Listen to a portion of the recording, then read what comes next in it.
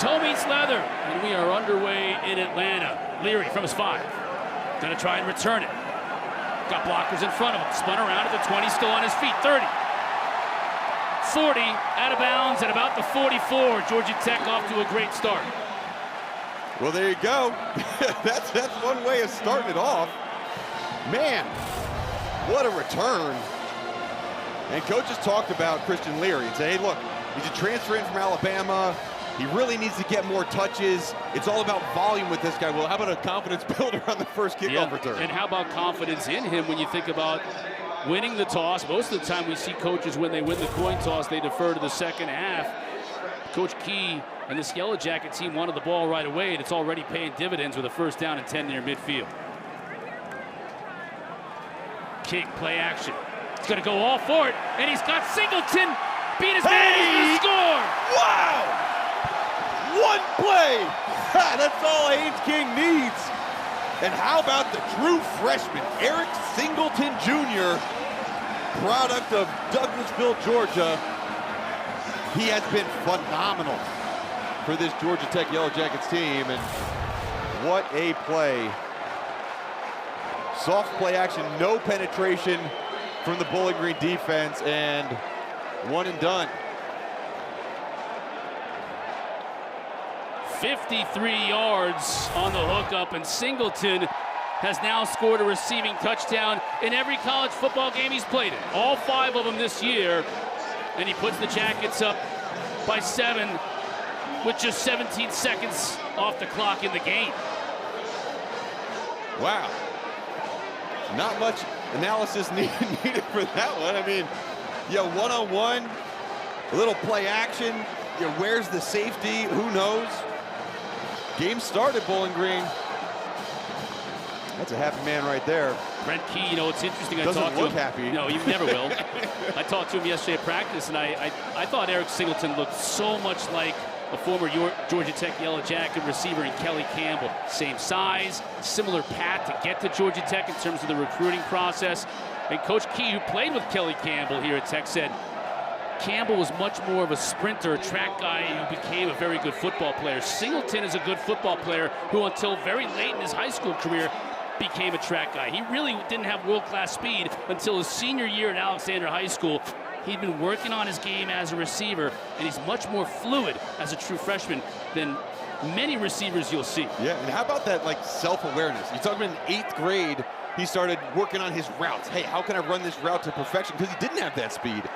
And man, it's like, it's like a point guard in high school, all of a sudden growing 8 inches and becoming a small forward with handles. Like, that's a bonus for sure. Take another look at the score. Singleton easily beat his man. Maryland has more on this outstanding young receiver.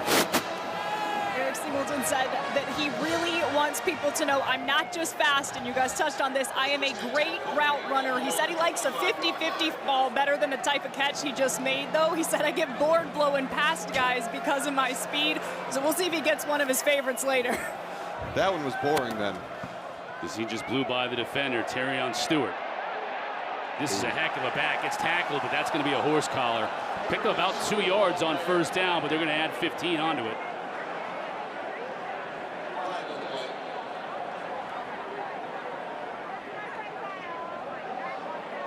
Referee Jeff Flanagan. Personal foul.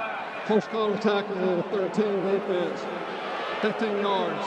Penalty. We had a run. First down. Jeff Flanagan leading our ACC crew here, Mark. Let's take a look at the call. Yeah, nothing even a good call. It's pretty obvious live, but you see these guys, the first play of the game, perimeter run, and you're going to have to deal with the big boys up front for Georgia Tech's defensive line. I mean, they have some absolute monsters at the deep tackle position. 88, Zeke Biggers, and Horace Lockett, number 55. They go 6'6", 330 and 6'6", 340. Fake to Stewart. Blaylock's rolling out. Too high to hit his intended receiver, Odu Hilaire. Trinellis Tatum on the coverage. See kind of Blaylock. He's the starter this week. He's been banged up a little bit. His knee, as you see that brace on his right knee, some MCL pain Really nothing you can do about it. He's out here playing, and they're going to rotate. They're going to have Camden or number 12 come in at some point in this game, and as long as Blaylock, he plays well, he'll stay in. The coaches told me if he doesn't play well, look for 12. Stewart right into the mouth, teeth of that Georgia Tech defense. Give him a yard. Tatum again on the stop from his linebacker spot. Here's a good look at Cornelius Tatum, junior out of Riverdale, Georgia. Third down. About eight plus to go. One player we haven't talked about yet on Bowling Green's offense is Odu Hilaire, number 1 wide receiver. He makes some spectacular catches. Look to see if he's targeted here on the first 3rd and long.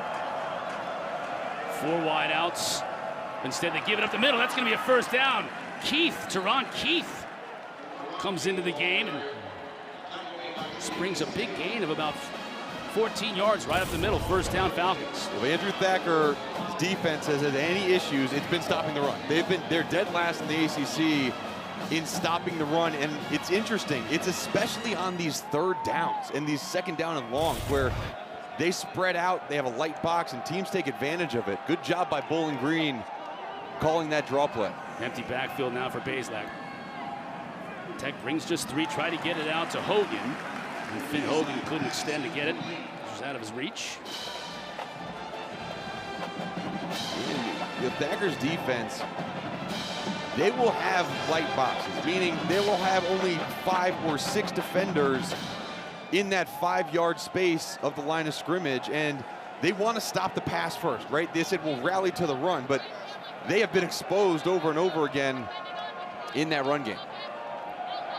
Tech brings 5. Will they get to him? They do. Down goes Blaylock. It's a team with 8 sacks last week, and they pick up number 1 this week. Eddie Kelly led the charge from his defensive end spot. Yeah, and only 1 sack going into last week. Look at Biggers, number 88. Do you see the quickness and the hand strike of Zeke Biggers? This dude is 6'6", 333 pounds before lunch. He is bigger. And he also has a quick twitch to him. Another 3rd down and very long. Counted off at 20 yards as they're now back into their own territory. Blaylock will look to throw. Tech brings just 4, gets it out to Keith, who was out of the backfield and makes the catch, but he's going to be nowhere near the first down. Gain of just 7 yards. Kenan Johnson, who's getting the start today at the near side corner, driving him out of bounds. Good tackle in the open field by this defensive backfield for Georgia Tech. That has been an issue for them. Stopping players when they catch the football. A lot of broken tackles, a lot of extra yards, and that has resulted in a lot of big plays against this defense. Great stand. Jackson Cleather in the punt for Bowling Green. End over end kick, fair catch, signaled and made by Rodney Shelley. And we'll get a flag down. They may have obstructed Shelley's catch radius after a 33-yard punt, no return.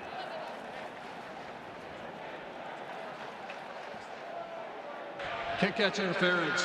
Kicking team number 2. 15-yard penalty for the catch. First down. Got to go out there and just Flanagan's Mike. We'll work on that. I'm sure he was very pleased with that first scoring drive. Very quick scoring drive for the Jackets to start this game. In those black and gold uniforms they wore so proudly when he was the coach. King with a little hitch. Now he gets it out. That's Rutherford. Ooh, they're going fast. Yeah, talking to offensive coordinator Buster Faulkner, they talked a lot about how they want to be tempo, but not just fast all the time. They just want to control the tempo of the game. And right now it seems like Faulkner wants to go fast. Up the middle, there goes Haynes, still on his feet. Taking the abuse and picking up extra yardage. The 5'9", 180-pound Jamal Haynes. Let me talk to you right now about that offensive line. What? The wave. This left side of the O-line just mushes back Bowling Green's whole D-line. Singleton on the catch. Loses the football, but gets it back. They have been down either way. Positive yardage on first down. And this Georgia Tech offensive line, they have gotten much better in their pass protection. I mean, they were giving up massive amount of sacks last year.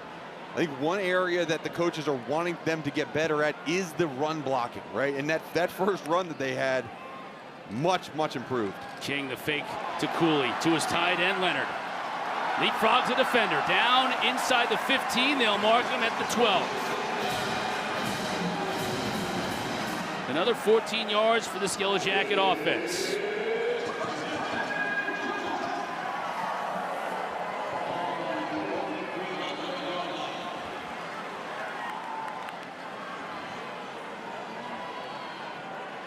Bowling Green defensively, they look a little shell-shocked here, Chris. Just big play after big play after big play.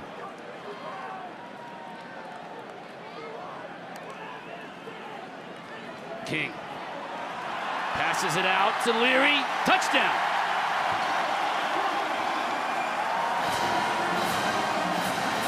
Well, we said Bowling Green might script their first 10 plays or so. I think Georgia Tech has been 100% on execution across the board. Every single thing that they have tried has worked. This time, King get out on the edge off of the zone option and found Leary, who we talked again. Touches for Leary, touches for Leary. Big touchdown, his first as a Georgia Tech Yellow Jacket.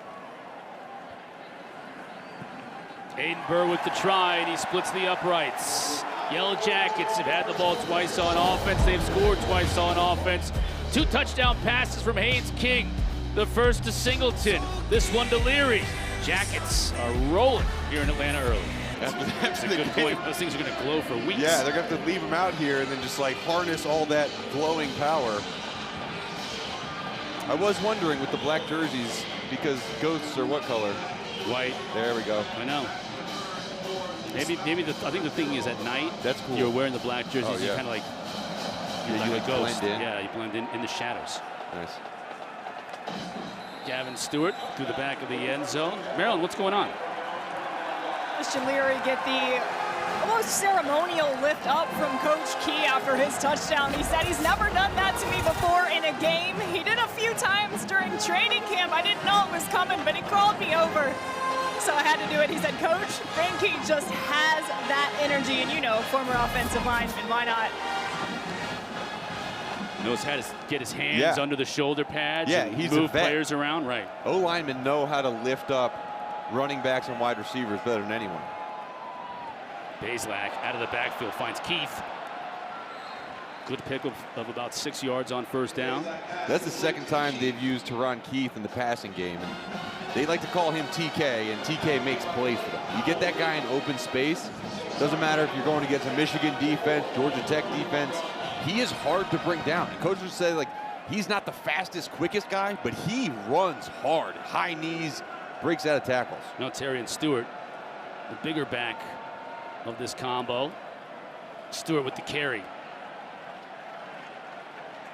Just muscles his way for about 3. Raylan Oliver on the tackle. Yeah, these two backs, they're different, right? They're different types of backs. Tarion Keith, that kind of open field guy, make guys miss. Tarion Stewart doesn't want to make anyone miss. His nickname since high school has been Bully. Kind of got a little bulldog stature, but he'll also bully you and run you over. They're a good 1-2 punch in the backfield. 3rd down and 1. Keith in the backfield with Blaylock. Blaylock will throw. Tech brings just 3, so he's got time, and he's got a tight end over the middle. Makes the catch and stays on his feet. Andrew Bench with just his 2nd catch of the year. It's going to be enough to move the sticks. He was active last year in the passing game. He had 10 receptions on the season. It's just a good job of finding the soft spot in the zone. If you're running that crossing route and that mesh play versus zone defense, you want to find the hole and settle down. Really good job by him picking up the first.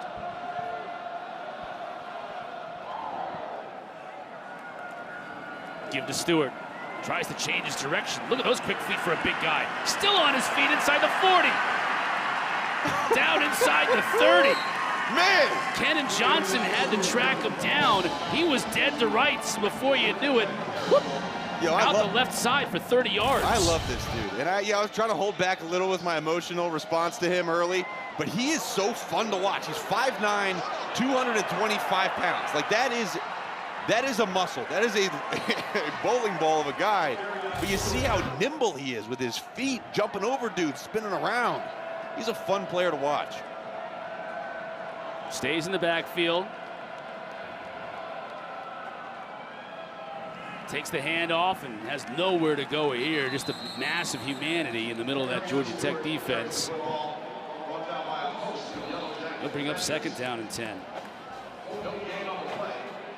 You know, Maryland talked in the open, like Scott Loeffler and Greg Nosal, they have all the plays, right? All the plays you can imagine. This Bowling Green offense is very multiple, but when you get down to it, they want to run the football. I mean, they want to set up the pass play with the run. And this drive right here shows kind of what they wanted to do from the first drive, starting to establish the run. Play action, Blaylock to throw. Now he looks to the other side, and he's just going to have to throw that one away. Trying to set up a little bit of a screen on the far side, but Georgia Tech wasn't fooled, covered well.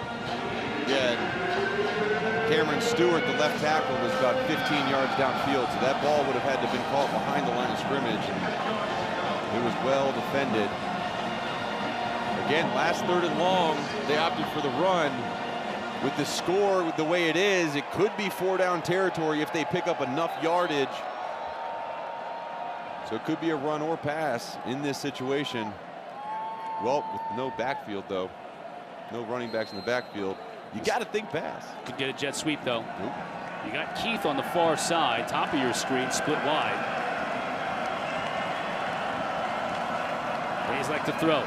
Georgia Tech brings some heat. Has his man Hilaire right at the 1st down marker, and I mean right at it. Let's see where they mark it. Ooh, he looks They're going to move the chains. a little gimpy. He didn't take a big hit, but he did kind of fall awkwardly right at the end of that route. That's his 40th straight game with a reception for Odu Hilaire. Cameron Orth coming into the game now for Bowling Green. We thought we would see both of these quarterbacks. Orth a little bit more of a running quarterback than a pocket passer like Blaylock. Orth is going to run it. Got blockers in front of him. Give him about 4 yards on 1st down. Horace Lockett, who is another extremely large individual, 55 in black, was able to get down the line of scrimmage and bring him down. Yeah, and there's a good look at Orth. And yeah, you mentioned the running ability, but he was the guy who started versus Michigan and started the game perfect, 11 of 11. He has that ability to throw the ball. He can complete some good passes, but he also has a little bit of that movement on the ground that can really hurt defenses. Orth is going to keep it himself. He's got blockers on the edge. Still on his feet inside the 5, and reaches for the pylon. Touchdown. Wow, okay. Okay. Cam Orth. And that was a designed quarterback run. You know, it kind of looked like he was rolling out to pass the ball, but all the wide receivers were blocking the entire time. And then you saw the toughness and the effort at the end. We talked about the defensive backfield not tackling well. Like that needs to be a tackle at the 8-yard line. And just the strength by Orth to pull Johnson into the end zone. Really good job.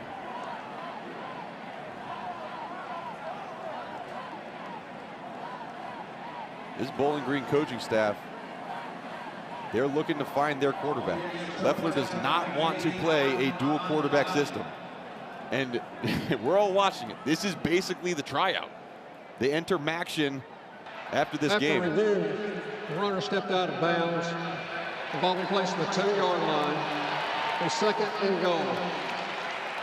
Yeah, I was wondering about that. It looked like Orth may have stepped out. Excuse me. First down and goal. Keep rolling. Yeah, yep. Right there, the heel out of bounds. Yep. And again. And that ankle at the end. They'll mark him down at the 2-yard line. First and goal for the Falcons, and Orth remains in the game. Yep, he knows the deal. Hey, I gotta play a good game if I want to take over this job. He's got Stewart in the backfield with him. Orth keeps it. No, the flag's down and whistle's blown. Like Orth kept it. He did. He was stopped at about the 5. Stumbled on his own footing. Offensive lineman lost the helmet. Foul. Hands in the face. Defense, number 57. That's why. The penalty is half an assist to the goal. Automatic first down. Number 53 may stay in the game. So that was Tunde Fatukasi, who got his helmet knocked off, but because of a penalty, he can remain in the game. Half the distance, a 1-yard penalty will replay first down.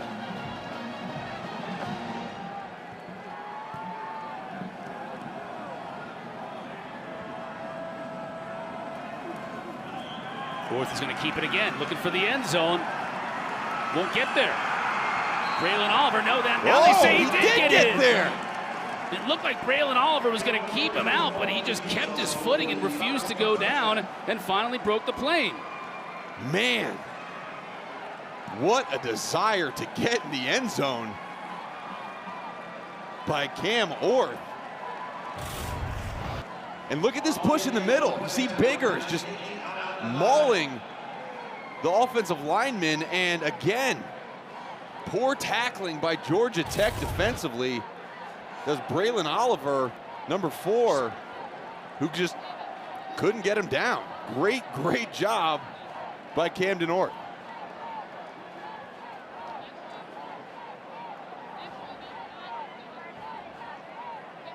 And you got to wonder, right, with a drive like that, and Connor Bazelak didn't have any big errors on the first drive, but the team responded when number 12 was on the field. Keep your eye on who's the quarterback next time out for Bowling Green. Bazelak drove him down right on the edge of the red zone, and then Cam Orth rather took over, got him into the end zone.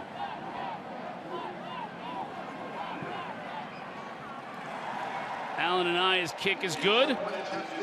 And Georgia Tech broke out to a 14-0 lead. Bowling Green took the kick, marched downfield. Both Bazelak and Orth playing, and eventually Orth finding the end zone. 14-7, Jackets on top. Right back in this game. They certainly are right back in it. We do need to figure out a way to stop Georgia Tech's offense. Leary on the return. Just upended at the 29. Marilyn Payne, what do you got for us, Marilyn? Georgia Tech defensive coordinator Andrew Thacker's concerns have been validated already. One score by Bowling Green at the hands of 2. Early as we can, we just have to go out and beat this offense. Cooley. Give him 2 on first down. Maybe 1. Very nice of his 3rd grade daughter to be thinking about him. And all the worrying that the coaches go through. Yeah, he's still worried. It's a nice gesture. Cooley stopped in the backfield. Another helmet goes flying. Cooley will end up losing 5 yards. Timeout. Helmet off, defense. Jordan Oladokin on the tackle, loses his helmet in the process. He'll have to sit out a play. Good play on the outside, and they had it blocked up, numbers for numbers, but Oladokin just did a good job slipping under the tight end, bringing up 3rd down and long. This is Bowling Green's chance. Whistles and flags fly. It'll be 3rd down and even longer. That's Mark. really their chance. False start. Offense, number 13. 5-yard penalty. Still 2nd down. And Oladokin came back in the game. He has not missed a play yet, so I think they're going to have to have him leave the game again, but we'll see if they catch that or not.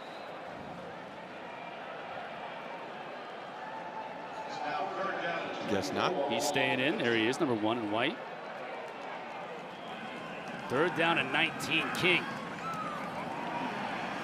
has a receiver open in Dominick Blaylock, but Not even close to the yardage to gain. Jalen Husky on the coverage, and Georgia Tech is now going to be forced to punt. Yeah, and that was a great job by this Falcon defense. I mean, there is absolutely nothing going right your way so far, and all you need is that one stop. And you get your offense driving down the field, you make that one stop. Now you can potentially get good field position if you get a decent punt return, and you're right back in this one. The Irishman, David Shanahan, to punt. Ooh, that's off the side of his foot. Little nubber is going to go out of bounds at about the 41-yard line, so good field position to start this drive for Bowling Green.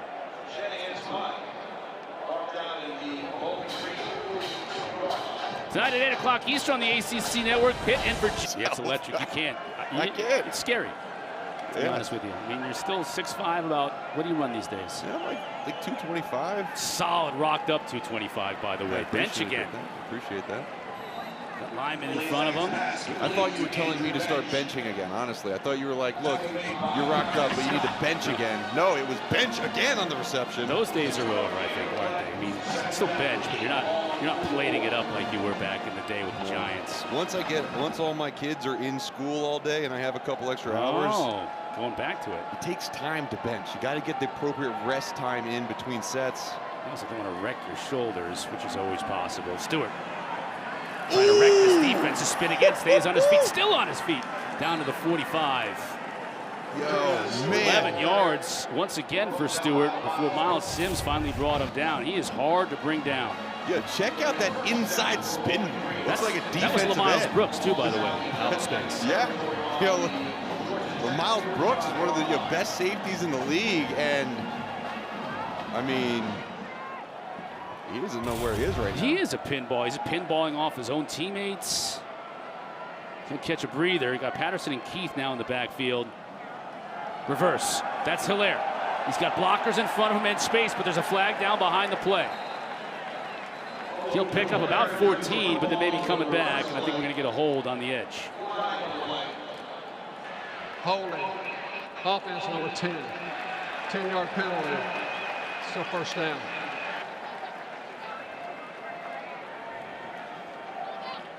Call's going to go against Levi Gazaric, tight end. Yeah, we told you to watch out, right? Who's going to be back in at quarterback? It's Connor Blaylock, who's back in there, and a couple handoffs so far, but he's going to have a tough road to sled on 1st and 20.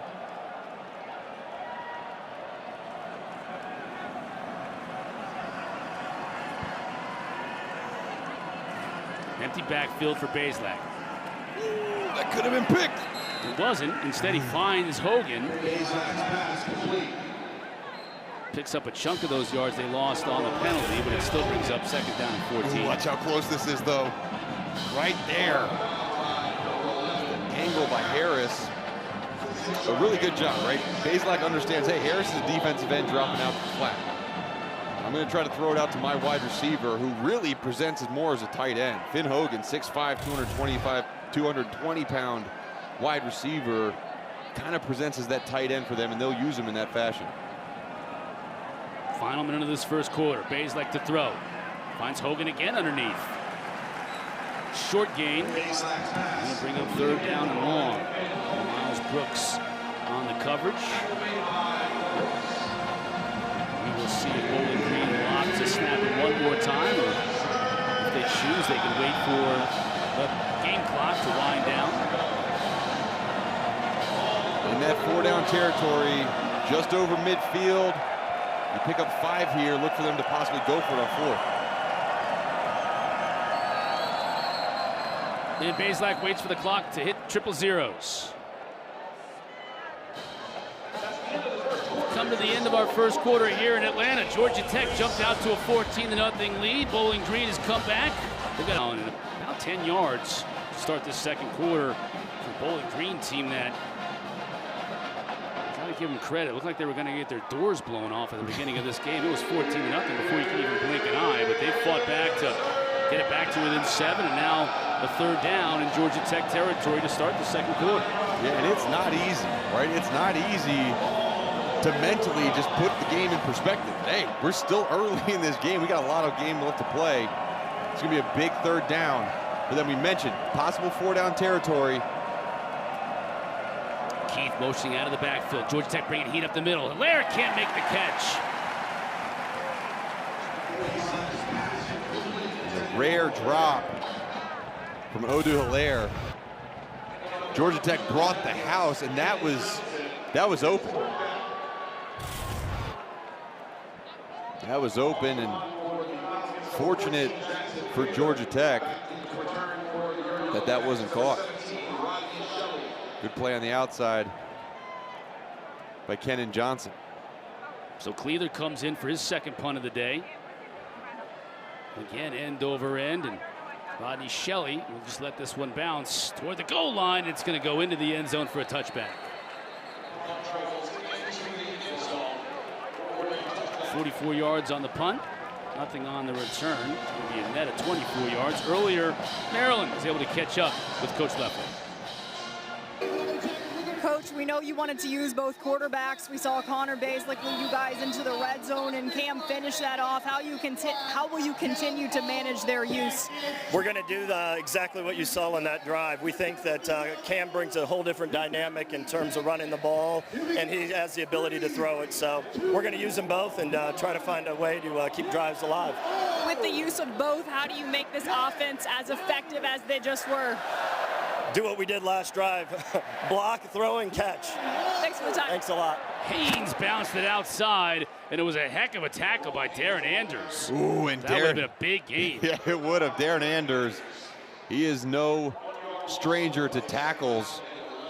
He's third at Bowling Green with 300+ tackles in his career, and that one saved a big play because Jamal Haynes could have been out of there. Loss of a yard. Now King will throw. Ball tipped at the line of scrimmage, incomplete. Trying to get it over to Singleton. Now another third and long for this Georgia Tech offense. Dontrez Brown got a big mid on it. Little things, right? Little things like making the tackle in the open field, getting your hands up if you can't get to the quarterback. Those little things are what's going to allow Bowling Green to get back into this game. Off his first incomplete pass of the game. King now trying to find a receiver, but can't. Overshoots his man. That was Dominick Blaylock, was the closest receiver even in proximity. That almost seemed like a play breaking down blitz coming into my face. I got to get rid of it. There's Coach Key wondering what's going on. His offense just suddenly stalled out on their last two drives. And David Shanahan will come into punt once again. Yeah, and gutsy call by Bowling Green. Bringing pressure on that third down, and it worked out. Much better kick this time around for Shanahan. Embry at his own 20. Able to pick up about 12 yards on the return before Josh Robinson brought him down.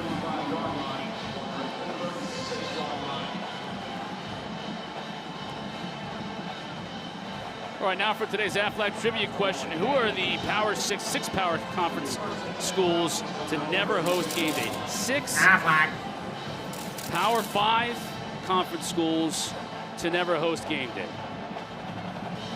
Well, if you watch game day this morning, they did talk about those. And yeah, we'll see the answer soon. Flag down before the snap of the ball. Ball start. Offense in the second. First down. I'm not sure who that was at school, and I'm not sure what a power conference is. Stewart spinning and still on his feet. Yeah, we talked to the coaches about Stewart, and you watch him run, and you think, man, Bowling Green's a good school, but he's under-recruited, and then he winds up here. It's because his stature, right? He's 5'9" only. I think if he was 5'10", 5'11", he'd be anywhere else, but it's interesting because I think his small stature makes him so difficult to tackle. I mean, the hardest player that I ever played against in the NFL was Darren Sproles, and he was about 5'9", 215 pounds. He was a beast to tackle. Pile moving inch by inch. Shy of the first down, 3rd down and a long yard.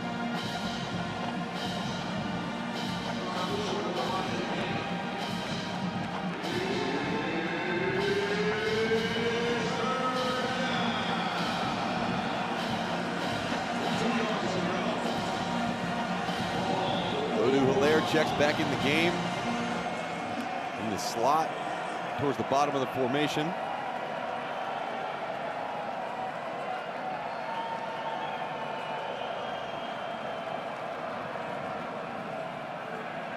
Blaylock has a receiver wide open here out of the backfield. The throw is high, but it's brought in by Stewart. Inside the 30. It'll be another first down for Bowling Green, 27 yards. Great play design, Mark. It really was, and it looked like it was going to be a swap boot, and you see all the wide receivers crossing the field, and that's where the defenders went. You see number 14 right there following the crossing wide receiver, but great play design and really good job of climbing the ladder and catching that football, breaking a tackle, getting the first down. Empty backfield again. Teron Keith in the slot. Blaylock looking his way, now the other way, but the pressure finally comes and brings him down. Kevin Harris with the 2nd sack of the day for this Georgia Tech defense. Kevin Harris, when I watch him on film, I say strength. He's only 6'4", 245, right? For a defensive end, that's kind of small, but they play this rush end, and you see that arm, that left arm getting right in that collar of the offensive tackle and just driving him backwards. Between Kevin Harris and Kyle Kennard, two guys who are built very similarly but use their leverage and strength really well.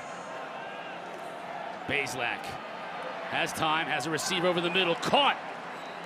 That's Abdul Fattah Ibrahim. Wow. Really good adjustment to that ball. A little bit behind him, but good in-air adjustment. Both of those guys, we talk about Hilaire and Ibrahim, they both transferred in from Alabama A&M. And they have been game-changing for this Bowling Green offense. There's Ibrahim. Hilaire was the first to come from Alabama State, and then, or Alabama A&M, I should say, and then Ibrahim followed. Very close friends when they were both at Alabama A&M, and they've continued that friendship with Bowling Green.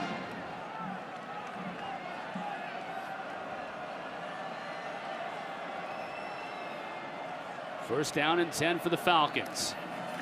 In the red zone. Orth lowers his shoulder, took a big hit, stayed on his feet before finally being driven back. Clayton Powell-Lee delivered the initial hit from the safety spot. You know what's interesting? Right, when Maryland talked with Scott Leffler, like, how are you going to use these quarterbacks? He said that last drive is exactly how we're going to use it. Well, what I saw was that they trust Connor Blaylock in the open field to throw the ball downfield, maybe some of those things. And in the red zone, when you get to this high red zone, hey, the run, the yardages are going to be hard to get. The windows are going to be tighter. Let's put Orth in the game. Stewart, flag down. He gets dropped for about a 1-yard gain. Let's check the marker.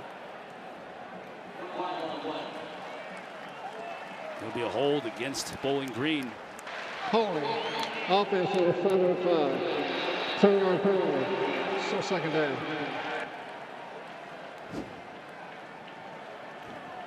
That was number 75. That's the worst referee microphone I've ever heard in my life.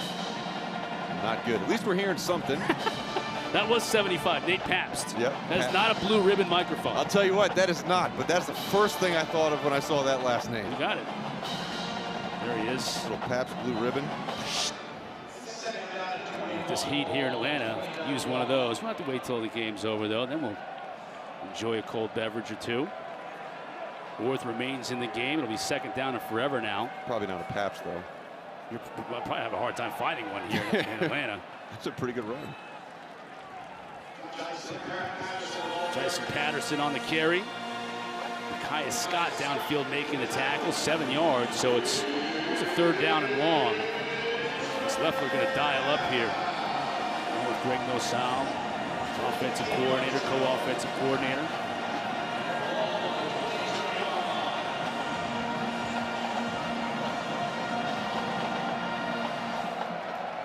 Finn Hogan, number 11 in the slot.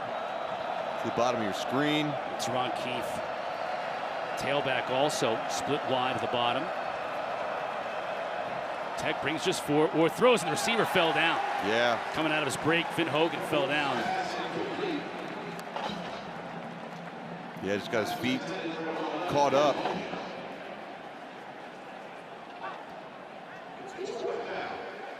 And this is kind of an interesting position here.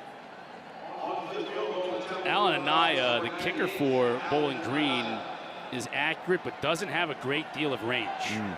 You know, Coach Leffler was saying maybe the 42-yard range for him in a game. This is going to be from 40 yards out. Very little wind, as you can see the flags on top of the goalposts. Anaya puts a toe into it, and he's got plenty of distance and plenty of accuracy. Someone was lying to you, Chris. He looks like he would have been good from at least 45. Nailed it. Falcons edge ever closer. It's now 14-10. Yellow Jackets on top midway through the second. 42-yard drive. Took about 5.5 minutes off the clock, culminating in that Anaya field goal. One thing about Bowling Green is they were down 14-0 in the flash, and then they've had some time-consuming drives. They'll go 5-minute drives. Yeah, and you know, Georgia Tech kind of, you know, metaphorically cooling off from their potent offense to start. Leary. He's been good in the return game today beyond the 30-yard line. Maryland, what's going on down in the field? Georgia Tech is also trying to physically, literally cool off down here. Training staff carrying around different sponges they've soaked in ice water in the coolers to keep the defense and the offense cool. The downside of these beautiful black uniforms, guys, is that the added heat is really amped up. It's about 90 degrees, feels like, on this turf as Georgia Tech tries to stay cool today. Yeah, that's a very interesting graphic right there. You can see what they did in the first 2 drives. First play of the game was a bomb, 50-plus yards to Singleton. They got on the board in a hurry, but they have metaphorically cooled down, trying to get it back. And they're going to go with this guy, Haynes. Got blocked from Singleton out on the edge. That sprung him for an extra couple of yards. It's a first down. Yeah, and if anyone's going to heat this team up, it's him. I mean, yeah, Jamal Haynes, super interesting story, right, Chris? He's a wide receiver, and then all of a sudden they have guys at wide receiver. You know, Eric Singleton starts stepping up during camp, and it wasn't until spring that they transitioned Jamal Haynes over to from wide receiver to running back, and he has established himself as the guy. I mean, he is physical, he is quick, and again, smaller guy, only 5'9", 180, but he's a tough guy to bring down. Deere Kelly led a group of 4 Falcons to bring him down on that play. He had no chance. By the time he got to the line of scrimmage, he was surrounded by orange and white. Yeah, and he's had, you know, every game has 100 all-purpose yards. Between his pass catching and his rushing the football, he's been dynamic for this offense. Pass behind Luke Benson. And really, you know, since the first couple plays, the accuracy of Haynes King hasn't really been exactly what we've seen. You know, we haven't seen him miss poorly like that in previous games. It's going to be a big opportunity to get back on track. He started 7 for 7. He's missed his last 3. 3rd and 10. Falcons bring just 4, so King has time, but way over the top. Malik Rutherford is 5'9", listed. He's not going to be able to climb the ladder and bring that one in. I don't even know if you could have brought that. I mean, it's just, he's trying, right? He's forcing it. When coaches talk about pressing, especially from the quarterback position, a lot of times it results in too much power on a throw, right? Trying to force it in there, and if you don't plant your feet correctly and don't have the right release point, whoa! That's not what happened there? That is not how it was designed. Finn Hogan fell on it. Let's take another look at this one on the punt. Look, it just hit off the shoulder pad of the up man. Yeah, wow. A big travel directly in between those 2 fullbacks, and it just ricochets right off the shoulder of Jason Moore, the defensive tackle who's in there for blocking. And Yeah, that's an operation thing where, you know, I'm not sure whether it's the long snapper, the alignment of Moore, or where the punter was asking for it, but either way, that is a critical, critical mistake. Blaylock back in business. They give to Stewart. Strung along, Good dropped tackle. for a loss. Lamar Daniels with the tackle. Yeah, the transfer from Kansas State. Really good job of just firing, right? Hey, I see it. Get me get downhill and make the play. Because that was going to be another broken tackle by the linebacker. And good job cleaning up from that safety position. Both Patterson and Keith now in the backfield for the Falcons. Blaylock to throw. As time steps up, flips it over the top. It's batted down and incomplete. Paul Moala got his hands up. Good job of mirroring the quarterback. And you watch the running back. I think it's Keith trying to slip right behind Moala, right there. Ooh. Hey, maybe we got him. And Moala, great job with that right paw, getting it up, forcing a 3rd down and long. Moala, the Idaho transfer, used to wearing these colors. 3rd down and 12. Patterson, the tailback. 3 receivers split to the bottom of your screen. Georgia Tech showing 2 high safeties. They come with just 4. Blaylock as a receiver. That's the great team, Austin Osborne on the reception. Daniels covering, nowhere close to the 1st down. What do you think here, 4-down territory, or you trying to pin Tech deep? You know, it's too long. We talked about the field goal range. Too long for field goal range. You know, if you happen to get a touchback, you're really only getting 15 yards. So this is that area of the field where kind of just by design, you go for it. And watch, you know, number 1, look at the point of that bunch. That's Hilaire. Tech bringing pressure. Blaylock gets rid of it. Has a receiver for the 1st down. Osborne again, and Daniels giving chase. Well, really good job, gutsy play call. Yellow Jackets line up in man-to-man, and he understands, look, I got a trailer. My defensive back's trailing. Don't love how Osborne went out of bounds. Just trying to fight for some more yardage, but good completion, good pitch and catch. Man, converting on 4th down, that's deflating for a defense. 4th down and long. Give up the middle, that's Stewart. Still on his feet, flag comes in as Stewart is dropped at the 9-yard line by LaMiles Brooks. Let's check the marker though. It came in long after Stewart had gotten past the line of scrimmage. Personal foul. Illegal blindside block. Offense over 2. It's a 15-yard penalty. 1st down. Blindside block here against Levi Kazarick. Yeah, really good vision by Stewart. Cutting back right, putting his foot up in ground and cutting up the field. It's going to be negated because of the penalty, but bam! Let me follow that guard up there, and you saw that blindside block right at the very end.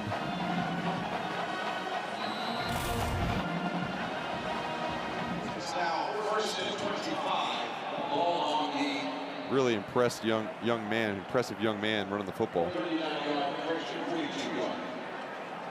Nickname, as you said earlier, bully growing up, and you can see why. Now empty backfield for Blaylock. Finds Ibrahim, trying to make a man miss. Gets some help. Omari Harvey was on the coverage. 7 yards. They are owning time of possession in this first half, aren't they? They certainly are. They're really taking what the defense is giving them. You know, it's, hey, we're going to run the football up the middle. Hey, then we're going to throw a little quick hitch route on the outside. And doing those types of things, as a defense, you just have to say, okay, look, don't let them get beat. Don't let us get beat deep. Eventually, this field's going to shrink when we get into the red zone, and that's when we need to bow up. Stewart on the carry. Comes back this side, gets a block from his quarterback inside the 20. tackled by Harvey at about the 15. First down for the Falcons. You mentioned Stewart and you know how impressive he is, and as you see him hobbling off a little bit, but he is a phenomenal story too. You know, when he was younger in high school, he was out on a picnic with his girlfriend, and they were near this lake, and they were in their car because this rainstorm came, and they found shelter, and he looked out and he saw these boys struggling to stay above water, and he ran out there and he rescued these guys, and he pulled them out of the water, and he saved their lives. And you know, just like, yes, we see what he does on the field, but he is an even better human being. So props Tarion Stewart for that heroic effort. Yeah, that's a great story. Stewart from the Memphis area. Just, you know, think about that. Just got letters from that family saying how much they appreciated him, obviously, and you know, made his way to Bowling Green, and he's been phenomenal here. Maryland has more on Stewart. Talked with Tarion Stewart this week. He was both having a conversation, just making sure his teammates stay fed and stay fed well. He started with Finn Hogan. You know what doesn't last long? A tray of cookies No at a football doubt. practice. I'm sure. those things go fast. And then guess what? If they win this game, those cookies are going to have to be made every Friday for practice. It'll be a tradition. They go on the road, winning this stadium right here, especially the way they played last week against Ohio. Again, goes to the nature of this team. They had an outstanding first half against Michigan. They were right in the game against the Wolverines. And in the last game, Coach Leffler said, you know, think about his press conference on Sunday, he really didn't even know how to describe how poorly they played against Ohio last week. And you know what it was? It was once they got hit in the mouth, he thought they folded.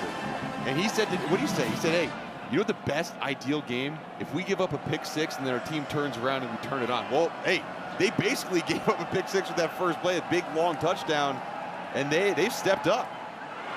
Blaylock couldn't get it to Hilaire because Lamiles Brooks brought the heat. Really good break on the football and physical disruption at where the ball is being caught. With this really good timing, really good job of getting that left hand in there, swiping down at those arms. And that's a big play and a clean play by Lamiles Brooks. 3rd down and 10. Teron Keith is in the backfield with Blaylock. Georgia Tech showing pressure up the middle. They bring it. Blaylock going to the end zone. High press. Caught by Finn Hogan. No way! Yo, wow! Finn Hogan. That could have been the best catch I have ever seen. Not only one-handed, but with a defender draped all over him. Wow. And it was Lamiles Brooks, no less. Yo, we got to see that again. Lamiles Brooks had him around the waist, pulling him to the ground. And that was a phenomenal catch by Finn Hogan, 6'5", 215-pound transfer from Central Michigan.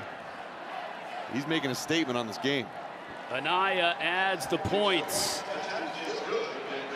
40 yards in 4 minutes and 42 seconds, 10 plays, and the most spectacular was the 10th and final play. Finn Hogan climbing the ladder and bringing it in with one hand.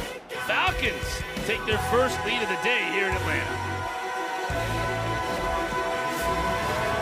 Then it has been all Bowling Green. Down 14-0. Now they lead 17-14. I'm still gathering myself of all the things I knocked over as I was jumping out of my seat after that catch.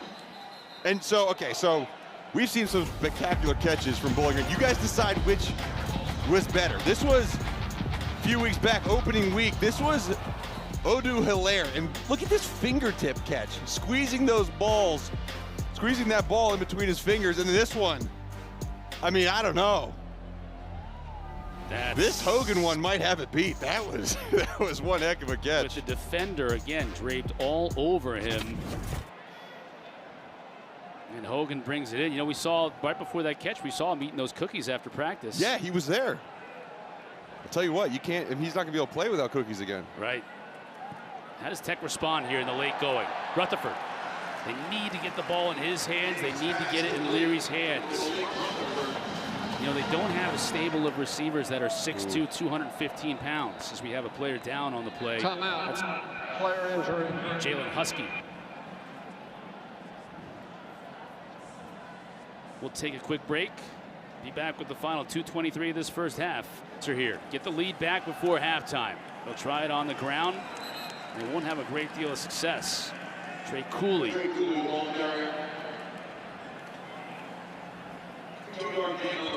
Porter on the tackle. Clock winding inside of 2 minutes. King to throw. Pressure up the middle. Steps up into it. Pump fakes. Will keep it and step out of bounds. The 46. Tech fans holding their breath there a little bit as King got hit hard, but he gets right back up onto his feet after picking up 7 yards. And that's what King will do, right? It's not designed run plays that are going to hurt you from Haynes King just because they don't have a lot of them. It's those types of scrambles that'll pick up 6, 7, 8, 9 yards. And anytime you have a quarterback sneak, under center too, which is not something you see very often in college football. I love it. Every time, 6'3" quarterback, that length just fall forward. Yeah, it drives me bonkers when teams can't run a quarterback sneak. I feel like you have to be able to do that. King again to pass. He can step up here and run. He's got a lot of grass in front of him. 40, down to the 36. And he took a hit. You know what? Now the flag comes in. I don't think. We're going to watch the replay, and they're going to slow it down and all that stuff, but it felt like he wasn't going to slide. We'll see what they say. Personal foul. Unnecessary roughness. Number 3 on the defense. The penalty is 15 yards. First down.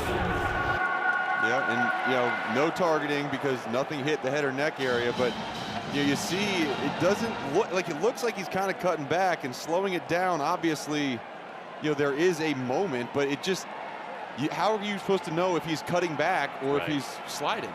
I don't like that, and that's obviously not reviewable because it wasn't a targeting. Right. It's so hard on a defender. He's basically a running back, and what are you supposed to do? Wait? I think he might be starting to slide. No, he's not. Oh, he's gone.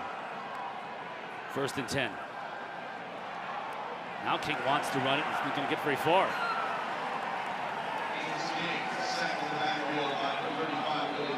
And that's kind of the mental aspect you have to have as Haynes King, right? The last 2 times plays have broken down.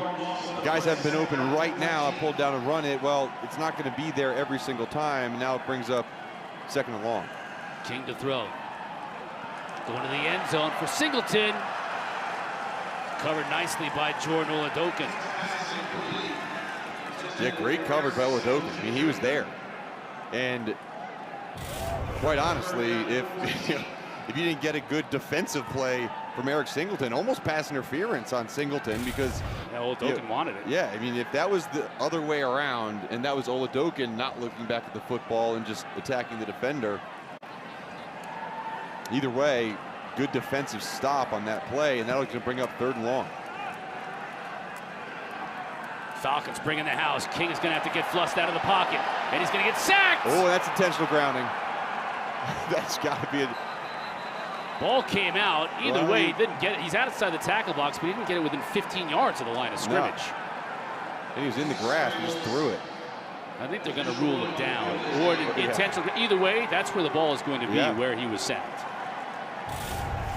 Big old Chase Davis chased him down. And really good job. Forward pass. There was no receiver in the area. The ball did not make the line of scrimmage. That's intentional grounding. Penalty is a loss of down at the spot of the pass. 4th down. And that is going to knock Georgia Tech out of any type of a field goal attempt as well. Yeah, I mean, what a big play. And loss of 19 on the play. Great call by the defensive coaching staff for Bowling Green. They sent the house. They got pressure up the middle, and it was really good job on the outside rush to understand where you were, to not give up that contain and force Georgia Tech to punt. To avoid a 10-second runoff, Georgia Tech has called a timeout. Wow. First charge timeout. I don't know. I would think Timeout will be 30 seconds. I would think they would want a 10-second runoff here. Yeah. I mean, Why? it's not 4th and 14. It's 4th and about 30. Yeah, you can't go for this, and you can't kick the field goal. So you're punting. Why would you want more time on the clock? But you see number 16 right on the outside. He made the play, right? Because it was so easy to just retreat and go back inside. Fantastic job of staying home by Davis and bringing down King.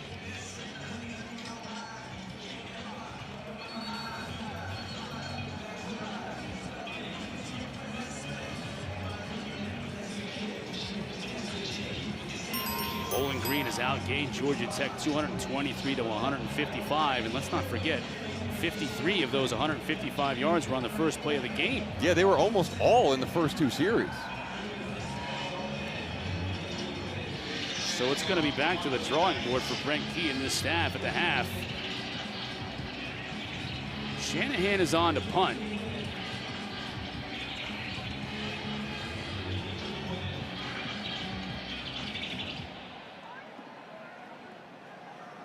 Snap goes through this time, and Shanahan just wants to pin the Falcons deep.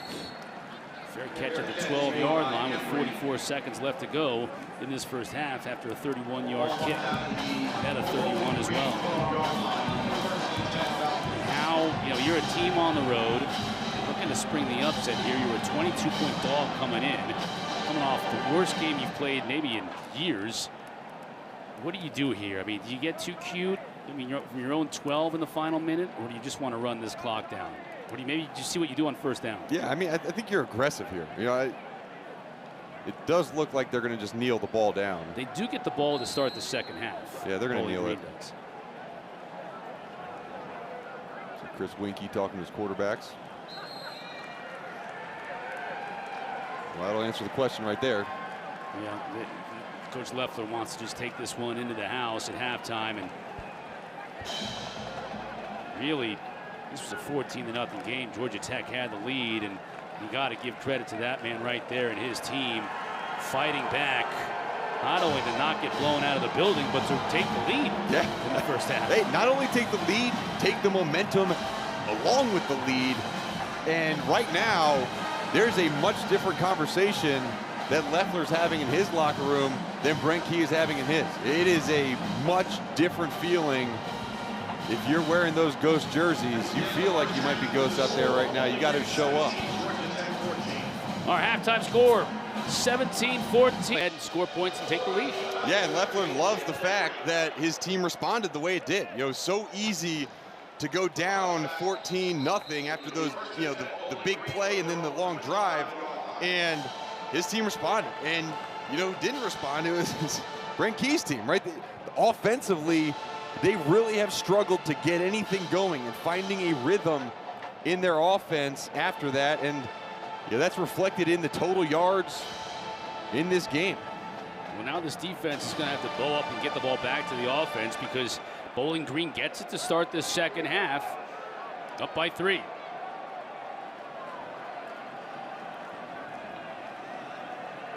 Hilaire in motion. Blaylock gets it to Hogan. A lot of room to run. Inside Georgia Tech territory. Inside the 30. Down to the 26. LaMiles Brooks tracked him down, but 49 yards on the first play from scrimmage in this half from Bowling Green. Well, and just no one was covering him. And I don't know whether that was supposed to be Paul Moala, the linebacker, or LaMiles Brooks, the safety, but both of them got their eyes in the backfield and completely lost Finn Hogan coming across the formation.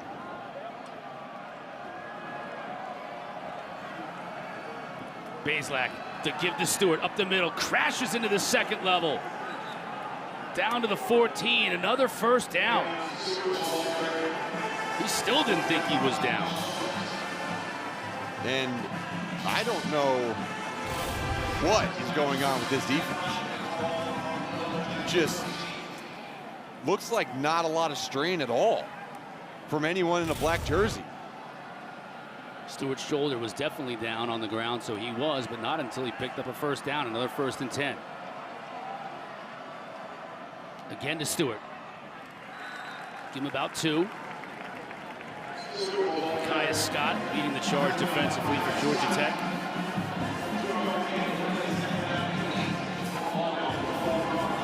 Well, what a way to come out offensively. Very similar to how Georgia Tech started, though. Their opening drive with a big play. Bowling Green now doing that as they received the kickoff in the second half. Empty backfield with Taryn Keith up to the top of the screen. Georgia Tech does not look set. They do not look like they are communicating well. I mean, these guys don't know what they're doing right now. Blaylock to throw. Has time trying to get it to the corner. His receiver Hilaire, the defender, KJ Wallace, tangled up. Yeah, good coverage by KJ Wallace. And you kind of threw it towards a double team. KJ Wallace, good pass defender. Transferred from Notre Dame last year. Really was a big part of this defense. And they're going to need big play from this defensive backfield here. Let's see if they bring pressure. They have on 3rd down recently. Looks like now they'll rush 5. Falcons can get a first down just inside the 5-yard line. Blaylock will throw. It's Hilaire down to the 2. It'll be 1st and goal, Bowling Green. Good timing, good throw. Good job reading the defense. Just watch, look at this. Look at the accuracy. Look at the ability to feed that ball in there. Good strain from the linebacker position by Kyle Efford, excuse me. Now Blaylock under center. Got the bully in the backfield. That's Stewart. Instead, they'll give it to Ibrahim on the end around, and he doesn't get in. Efford, now 2 plays in a row, preventing a touchdown on this play. It'll be 2nd down and goal. Yeah, and you know, we talked about Paul Malala, maybe not knowing his coverage. He got pulled out, and Efford came in, and 2 good plays, preventing a touchdown on both down near this goal line. And you got to imagine you put the ball in Tarion Stewart's hands this close to the goal line. Blaylock in the gun. He'll keep it, trying to get to the edge, and he does. Touchdown Falcons. Wow, what a play fake. And Connor Blaylock, not the runner out of the quarterback group, but he made a great read and saw the defensive end crashing down in the corner, and good job of pulling it and getting into the end zone. And what a way to start the second half. Watch number 9, Kennard, down. And then just loss of leverage on the outside by Braylon Oliver, number 4. Fantastic play by the quarterback Blaylock. I don't think Scott Loeffler knows who his guy's going to be after this game. Both quarterbacks are playing well. An eye with the PAT. Bowling Green starts the second half the way Georgia Tech started the first. They take the kick and march down the field and extend their advantage, up 10. Not a lot of fire. There was too much complacency by that defense on that drive, and you know, they find themselves in a position where they're down by 10 points in the second half. A lot of football left. They can have opportunities to make plays. They just have to light a little bit of fire. I think that's what Key was doing. Leary from the 8. Avoids a tackle at the 20, brought down at the 24. Bowling Green got the second half started, and that drive started with a long pitch to Finn Hogan here, Mark. Yeah, and watch this. So we're going to get a wide receiver coming across and then a DB bumping out. That tells me we're in zone coverage. So this linebacker is responsible for number 3. Who becomes number 3? Well, that's the backside tight end. Watch as this play develops. He loses eyes on who his new 3 receiver is, and that's the player, right? Poor play from the safety and helping, but that's got to be the linebackers all day long. Haynes dropped in the backfield. 3 or 4 Falcon defenders in the backfield, and Darren Andrews was the one who brought him down for a loss. Darren Andrews, tackling machine. Not the best guy in space, but you get him in the box, that dude will hit you, bring you to the ground. 2nd down and 13. King to pass. Blitz up the middle. Beautiful catch. Rutherford brought it in. Really Haynes good King catch. standing in there too, in the face of the blitz. Yep. Look at Andrews coming right at him. Good job holding on to that ball with strong hands. 3rd down and 5. King to throw. Pressure on the backside. Gets hit. And the pass goes awry. We'll get a flag on this too. Oh, late flag. I think Rutherford, I think he pled his case and got one called. That Georgia Tech bench sold it as well. The flag was thrown right from that area where Brent Key. Pass interference, defense number 3. The ball be placed at the spot of the foul. First down. Key was pining for it, as was Rutherford, and they got the call. Yeah, Joseph Sipp, the linebacker, and yeah, that's a hold. And looks like the side judge, or the line judge, couldn't see that. Got a free play here. King is going to hit his man Blaylock. So a little bit of momentum, a little bit of rhythm here for Georgia Tech offensively. There it is. Got another flag down. No, we do not. Yeah, we do. Offside. Defense number 7. Correction, number 38. Penalty decline. Play made first down. I forgot all about the encroachment. Yep. They'll obviously decline it, take the first down. Georgia Tech's in business. And how about this, right? Settle down, Haynes King, get in a rhythm, start hitting your receivers, right? Get other guys involved, get Blaylock involved, get Malik Rutherford going again. Ooh, another free play. You better go up top. Instead, he gets it back to Blaylock. Same play. Let's copy paste. Offside. Defense number 7. Penalty decline. First down. Blaylock, the transfer from Georgia out of Marietta, just up the road. 2 catches in a row. And now Haynes King is feeling it a little bit here. You can tell. Got a little bit more hop in his step. And they want to go at pace. Bowling Green showing pressure towards the bottom side of the screen. Means you got one-on-one with Blaylock if they continue to go. Give the Jamal Haynes. Stays inside, stays on his feet. Still Davon Ferguson did a really nice job to stay with him and bring him down. Oh yeah, that's not easy. Game. That's not easy.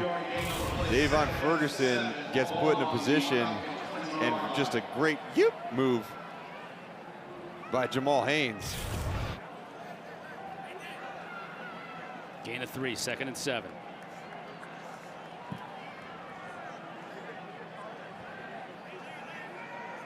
Avery Boyd now, number 9 in black at the top of your screen. Big, fast receiver, physical receiver. Jenna in motion. Give to Jamal Haynes. He's going to pick up another 5-6 yards. It'll bring up 3rd and short. And that's that same push from the offensive line that we saw in that first quarter, where they were moving the Bowling Green defensive line. Haynes King will keep it. I don't think he got it. He's right on it. Far side linesman will mark it down. I think it's going to be 4th down, Mark. I think you're right. It will be. They're going to go right back to it. Haynes King staying on under center.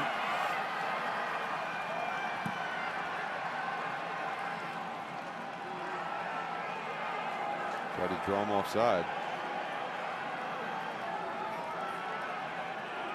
And you would love to have a play where you don't have to take a timeout here, but. Timeout. Georgia Tech. First Sharks timeout. Tech takes the timeout. They'll talk it over. Driving here in the 3rd, facing a 4th and 1 when we come back. I mean, they are must-see College football every week. And it's, you know, again, it's good to see him bounce back. They got trounced by Oregon last week and ate a little humble pie, I think, and came back out, had a good game.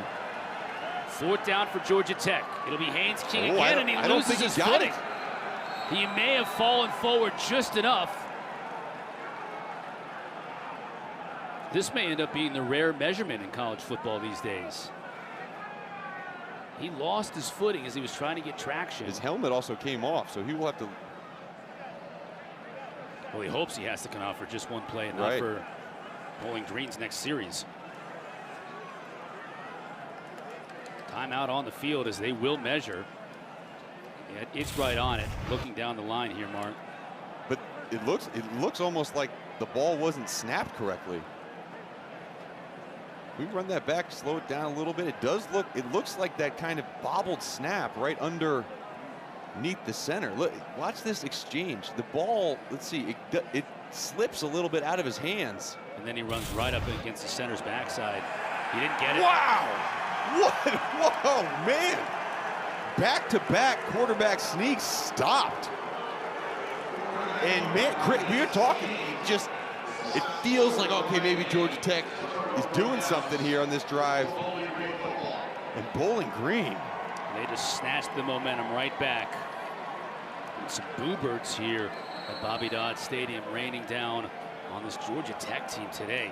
We mentioned in the open, coming off their most impressive win of the season at Wake Forest last week. Really looking to build some momentum this week.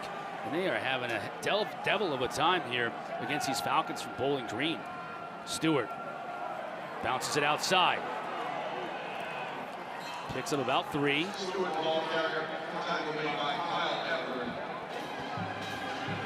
once again on the tackle.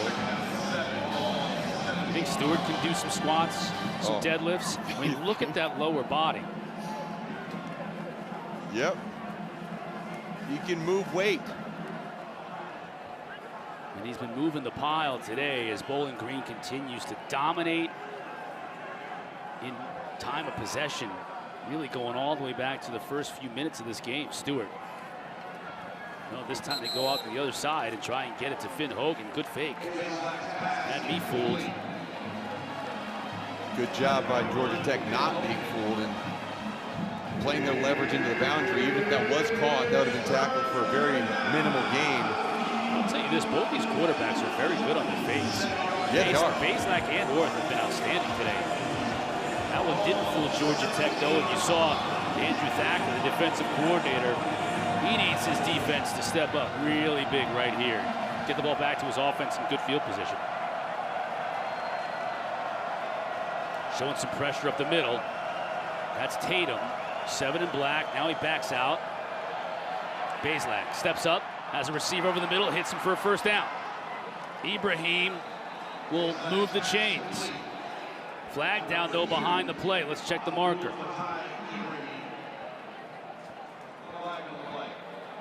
Holding, offense number 64. The penalty is half distance to the goal. Bronson Warner, he doesn't like the call. It negates a 17-yard pickup. Check it out. Yeah, you watch 64, and this is a really, really good rush by Kyle Eifert. Again, the backup linebacker making a difference in this game, just continuing to press through, and that was a good call. Good play by Bowling Green, by Connor Blaylock, but negated, and Georgia Tech gets another shot at this 3rd down. Jason Patterson is now the tailback for the Falcons. 3rd and 15.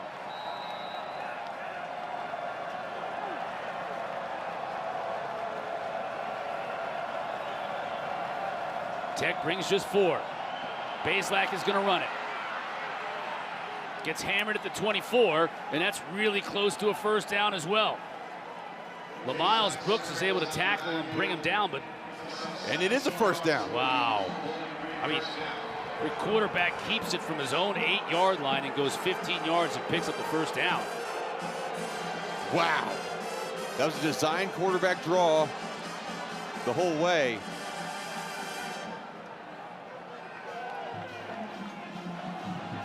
Big pickup. And that clock continues to run. Stewart loses his footing. Just gets back to the line of scrimmage. Take a look at that first down pickup from Blaylock. Yeah, and watch the blocking he gets from his running back and the center. Watch these guys out in front. Just a great job of finding their men, getting on their men, and pushing just enough. And that's, it's frustrating for the defense, but honest, it's not physical enough. You need to take on those blocks with some more physicality. Good job by that offensive line. Whistle blows this play dead before it gets started.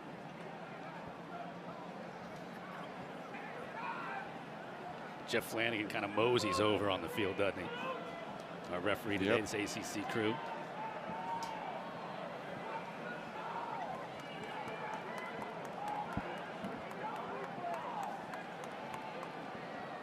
Okay. After review, the runner's knee was down at the 22-yard line. Second down. So he lost his footing, and the knee touched when he did, before he even made contact. It's hard to tell with Stewart's knees. Stewart gave him a thumbs up. He's like, yep, good got call. that one right. Second down and 12. Here's Ibrahim in motion to the bottom of your screen. Blaylock is going to look his way. Defended nicely that time. King defending on the play, because it looked like that was going to be a strike. Really, really good job by Jalen King. And they brought pressure off the edge, and it didn't really look like the blitz came very fast. Man, there's a lot of talking by these refs. Just come on. Let's go. We got a football game to play here. He's still talking. But anyways, as I was trying to say, Jalen King, great play. Got to get their clock straightened out. I mean, right now, he's going again. 5 minutes and 41 seconds, please. It did not start during the last play. Well, that is important, though, I guess. 5:41. right now, Coach Leffler is saying, Mark, just hold on a minute. I need these officials. I know, and to the set clock this guys clock were back. like, yeah, we're not doing it. We're just going to run the clock down to 4:58. 5 minutes, 41 seconds on the clock, please. They're like, nope. There it is. Bronx cheer from the fans here at Bobby Dodd. Okay, we're ready to go. 3rd and 12, big third down again. They picked up the last time it was 3rd and long. 3rd and 15 on the last go round. Blaylock underneath, but no way Allaire's going to make that happen. King with the stop. Hey, when you need, they're going to have a illegal block downfield by the running back who just kind of took out the linebacker. Holding, defense number 21. Wow. 10-yard penalty, carries an automatic first down. Oh, I need to see that. That's Interesting. against Omar Daniels on the back end. Didn't see it at all because it wasn't really involved in the play in terms of the point of attack mark. Yeah, and I don't. He's holding the running back, Twan Keith. But when you watch it back, that was the linebacker. Yeah, that's not 21. 21 was, well, he wasn't in the play. Yep. Let's see if we can find it after this play. But it's another first down conversion.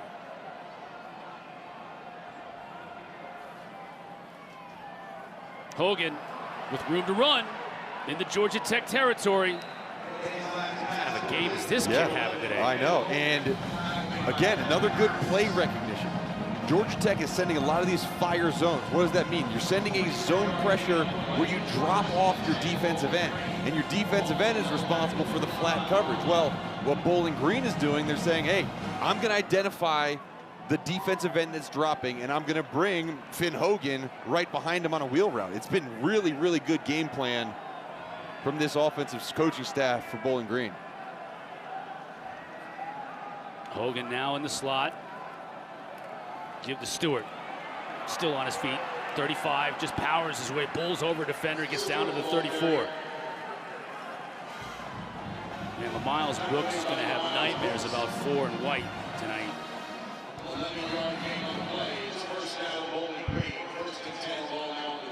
Stewart just went over 100 yards on the game, 105. Got an injured Georgia Tech Yellow Jacket in the secondary.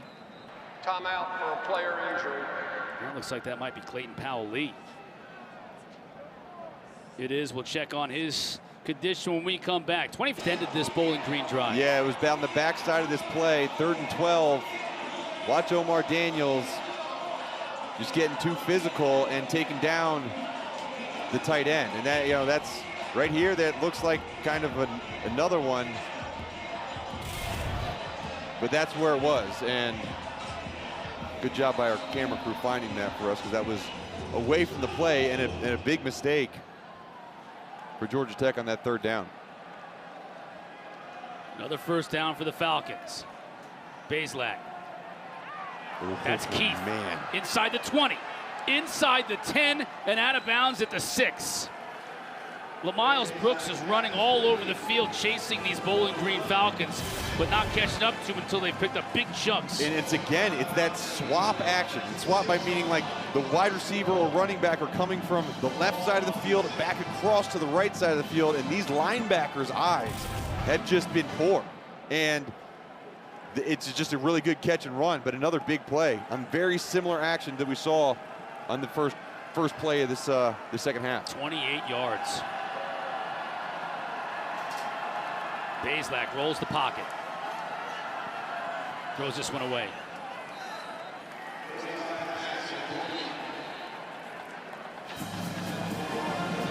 Smart play by Blaylock. It's always going to be tough rolling to your left as a right-handed quarterback. If something's not there, right, and you have to throw even towards the middle of the field at all, much better to just throw it out.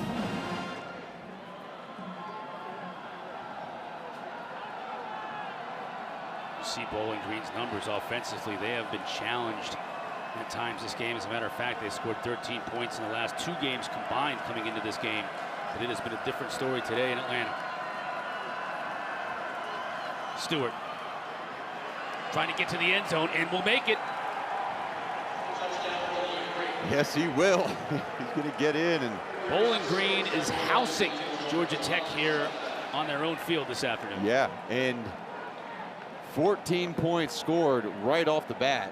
And since then, there have been 30 unanswered points from the Falcons.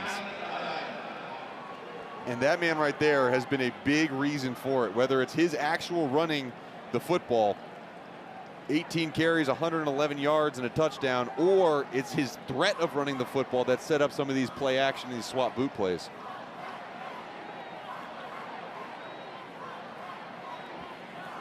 Anaya to make it 31-14, Bowling Green. They just carved Georgia Tech up on that drive. 86 yards, Mark. And just poor angles, right? Again, the linebacker position, Paul Moala, you just got to take an angle that allows you to make a play on the running back. And you saw the burst, right? You don't look at Tarion Stewart and say, man, he's going to be the fastest guy out there, but you mentioned his lower body. Like, there's explosion in that man. He is a bomb waiting to explode, and whether it's exploding to the sideline or not, and that is a head coach talking to his defensive coordinator saying that this is not acceptable. And there's only so much coaches can do on a Saturday, but when you have the opposing team starting running back dancing to the music that's in the stadium, you're not having a great day. They have been outgained 383 to 208 yards in this game. Falcons have rushed for 147 yards. Coming into this game, 94th in the country at 128 a game. They've blown through that number already with a quarter still to play. Can Leary make a play?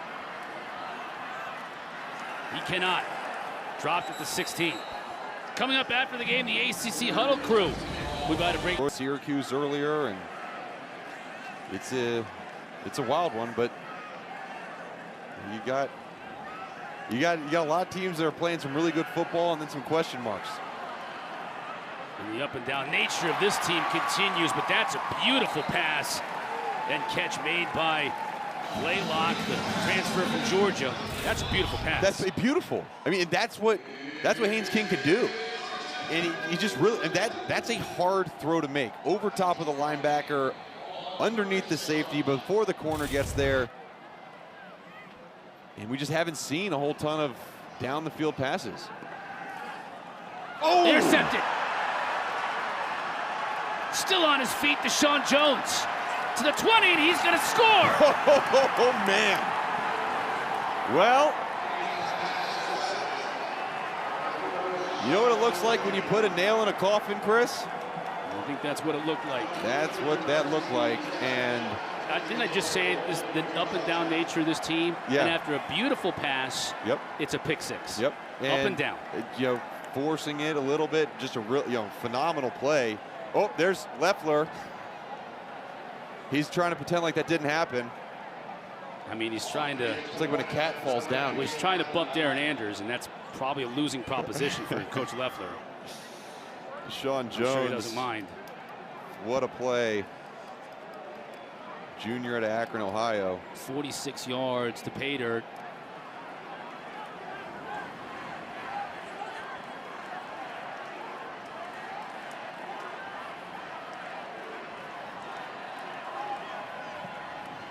It is 38-14 here at Bobby Dodd. And there it is. Cover two, really good job. Nothing threatened his flat, so he sunk deeper. And that ball could have been thrown out in way farther in front of, I believe it was Luke Benson. You see Sims, number 8, the safety, is supposed to be over top, and just short-armed it, and great throw. Here's Leffler getting up and going down. I think Anders was actually kind to him on that. Yeah, he was. Could have sent him in the next week. He didn't even look back. He didn't look back for his coach. He just knew he'd be okay. Cat-like reflexes on the ground there. 38-14. Georgia Tech travels to Miami next weekend. ACC primetime. And Miami, they look good. I mean, you knew it was only a matter of time before Cristobal had them in the right direction. In unbelievable recruiting classes and transfers. Yeah. And that team they look good. And that was the team that was up and down last year. Yep, it was. Now they're up. And they're up. And they're doing it with the line of scrimmage. Their defensive line is playing lights out. Their offensive line is moving people off the ball. And Georgia Tech's going to really need to have some good looks in the mirror and see what they're willing to accept on film and what they're not.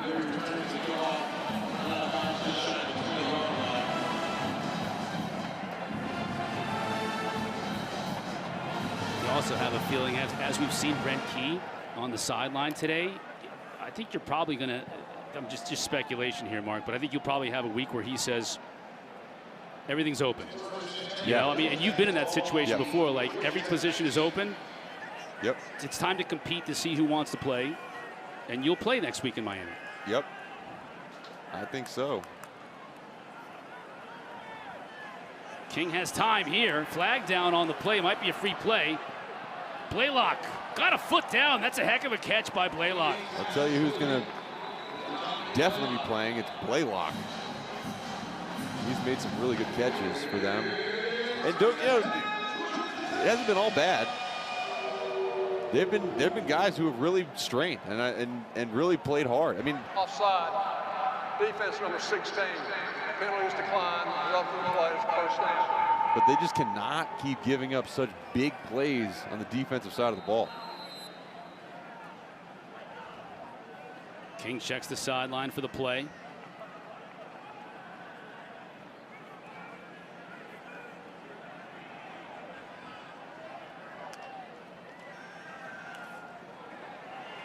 Falcons bring just 4, so he has time. This time too much sauce on it for Blaylock to come down with it. Trent Sims on coverage. Look at this catch, the previous play, to get that foot down. Good job. Yeah, what great awareness. Really good awareness. Had to get himself a nice game. 5 catches, 100 yards. King to throw. That throw. Singleton makes the catch. And then he steps out of bounds. That's another one. I mean, that had to be a perfect throw. Yeah, it had to be, and it was. And it's interesting. Right before that play, I was going to say, you know what? Haynes King has not thrown to the wide side of the field very much. It's been a lot of the short side of the field, maybe over the middle, near the hash, but that was a really good throw, stretching the defense out to the wide side. Trying to hit a tight end over the middle, just overshoots Sider.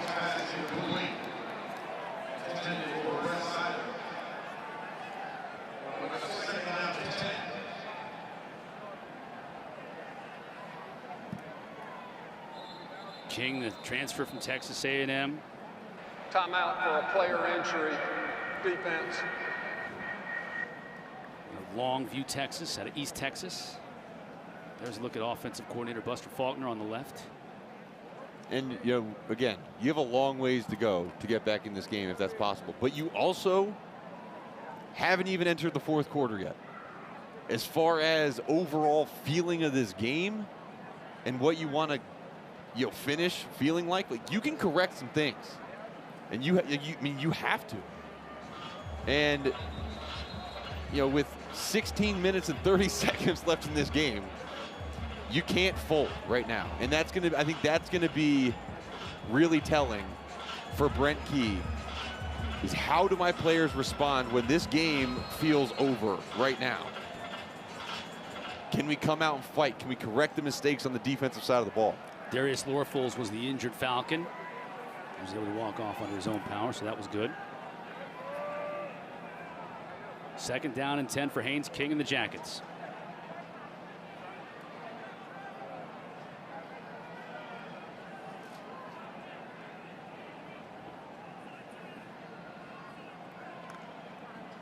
High snap, King comes down with it. Gets it to Jamal Haynes. He's able to pick up 6 yards on 2nd down, 3rd and 4. Billy Roberts on the tackle. Yeah, good run. Good blocking. Positive game.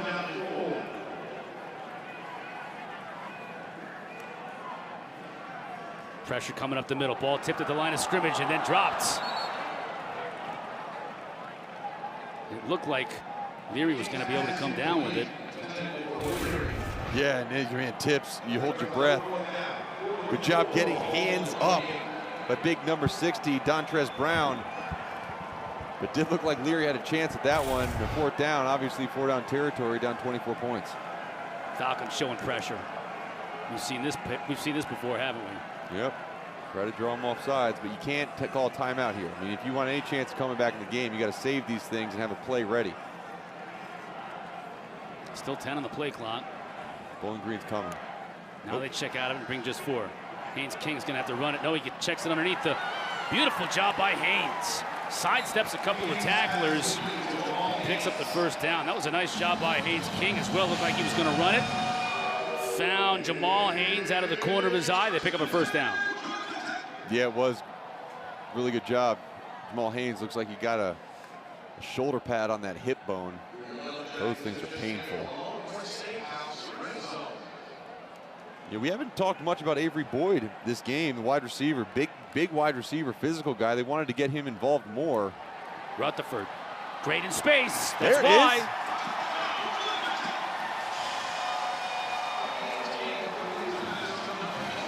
Well, all right. There you go. There's some life. Gonna stay on the field, go for 2 here. Trying to make it a 16-point game, as it is 18 right now. And, you know, I see fight, right? I see some fight from this Yellow Jacket offense. Now, okay, you're going to have to see it from the defense. That's been the biggest problem in this 2nd half. And you know, we remember that little conversation with the card in front of the mouth, talking to Andrew Thacker. They're going to have to step up.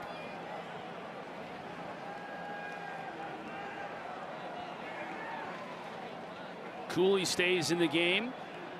In the backfield with Haynes King. They want the ball in the left hash mark.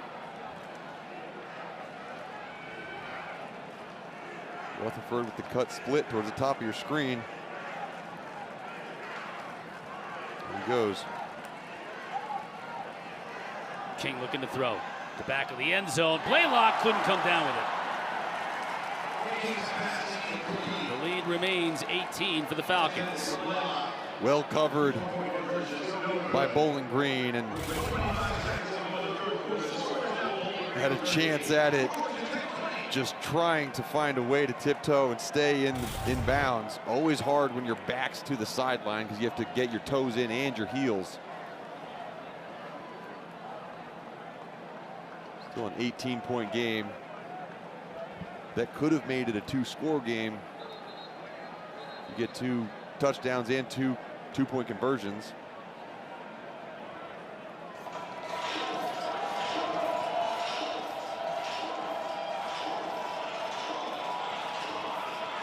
I wonder what's going through that man's mind right now. The ups and downs of being a college football coach. Gave up a big lead against Louisville. Yep. I was going to say, there next to him is Andrew Thacker, right? What's going through his mind? I mean, the ups and downs of this year for Georgia Tech have been immense. And this is as big a down as we have seen to this point. Still a quarter to play, though, so it could be the biggest up. Yep. But they've got a lot of work to do, and it'll start here with a 3-and-out from this defense.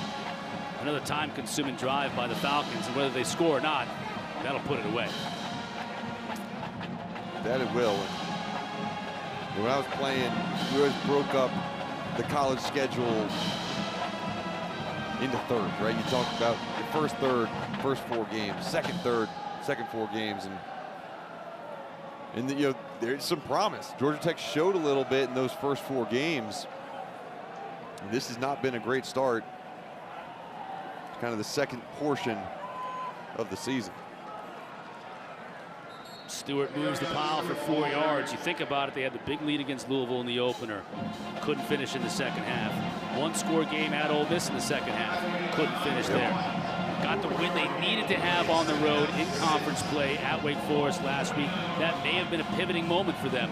But then, after going up 14-0 in this game, it has been all Bowling Green since. That man right there, defensive coordinator Andrew Thacker, trying to fire up his defense. Got to get the ball. Getting off the field on defense consistently. So in order to be able to have a chance here in this game, we got to get a stop right here. We got to get the ball back, score quickly, continue to put points on the board with it. You expected a dogfight against Bowling Green, and you pride yourself on having a tough team. How do you want to see that toughness come out in the finish? Look, I mean, the way you play the fourth quarter, I mean, we got 15 minutes right now to put one quarter together in this game and be able to get stops on defense, play good special teams, and be able to put the ball in the end zone on offense. Otherwise, we're not going to get what we want. We appreciate the time. All right, thanks. All right, thank you, Maryland coach. Well, this is what he talked about right here. Got to get the ball back right away. Really good tackle on that last play by Andre White, the 4th-string linebacker. They're obviously trying to find a spark at that linebacker spot. Is there any doubt that guy was going to get the ball? Stewart got it, but Georgia Tech's defense rose to the occasion and stopped him in his tracks. And that was the push that we expected to see from guys like Zeke Biggers and Lakia Scott. Just that interior push, and really good job by Scott showing color in the backfield. And there it is, right? That's it. That's the stop. Very little time came off the clock. And now you got a chance. You got a chance to drive down the field. And there's Andrew Thacker, defensive coordinator. Obviously said something to get his guys fired up.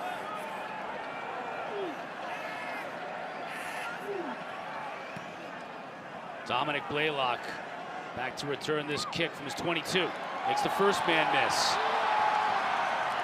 He gets run out of bounds at the 37. 49 yards on the punt, 16 on the return from Blaylock. Well, here you go. Haynes King, you got your work cut out for you. See his day today, and that 1 interception was returned for a touchdown. But he's shown what he can do. He's shown he can make all the throws in the field. He's shown that he can use his legs to make something happen when plays break down. Now you just got to read the defense and figure out what are they going to give us, because we need to score, and as Coach Key said, we need to score quickly. Now we get a whistle before we even get a snap.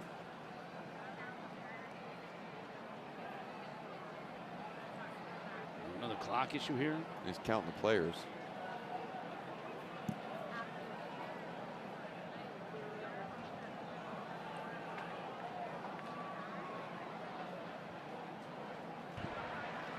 The previous play is under further review. Well, they're reviewing the punt return from Blaylock. Well, I think what they're doing is seeing how many players broke the huddle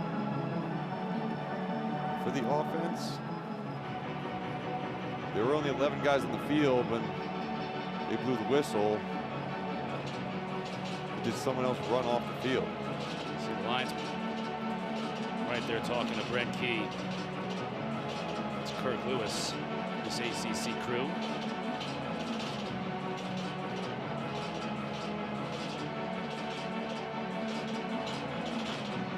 So taking a little break here in Atlanta.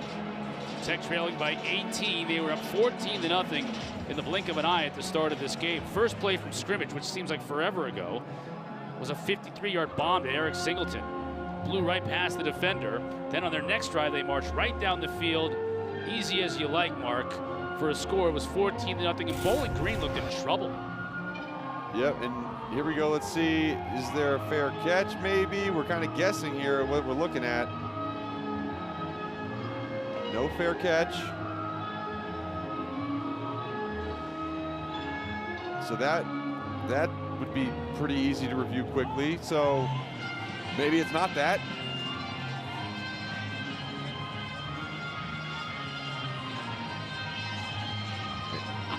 I'm just laughing to myself thinking about how you wanted the officials to stop talking earlier in the day. Yeah. Now I want to hear more from the officials. I know, something. And a lot of times we do have communication with the replay officials up here, but our producers are saying that we don't have any right now. So our referee, Jeff Flanagan, on the left, is taking a look at something on that punt return, and we'll get a word from him right now. After further review, during the punt, receiver number 17 gave an invalid signal at the 22-yard line. So it'll be 1st and 10 for the receiving team at the 22. Well, it wasn't even 17. Well, so it could be a different player, right? If 17 is on the field and not receiving the football, and he gives a fair catch signal, then you would have to have a fair catch. Okay, now on the right here on the sideline, Rodney Shelley is 17. He was almost on the sideline. If we can show that, he was away from Blaylock when Blaylock made the catch. He was literally standing right next to the coaching staff on the left. You can't even see him. He's down here to the left. You can't even see him. There he is right there. And, we'll see what happens. That's 18. No, that's he's not down. 17. You can't even see him. Oh. He's beneath the screen here. So he's not on the field? There he is right there. You see him there at he the 30? He started the play right on the sideline. But I don't see a signal. It must have happened before we could see him come into the play. That was a bizarre punt return lineup to have very interesting. Shelley way over to the left and by the there he sideline. is over there. Well, who knows? Either way, it's going to cost Georgia Tech some yards. Very interesting to know how they even saw that on replay if we can't see it. King's going to use his legs. And he gets drilled at the 35. That'll bring flags out from everybody. Darius Lore-Fills, who was injured moments ago, back in the game, and he just lowered the boom on Haynes King, and that'll add 15 yards to the end of that run.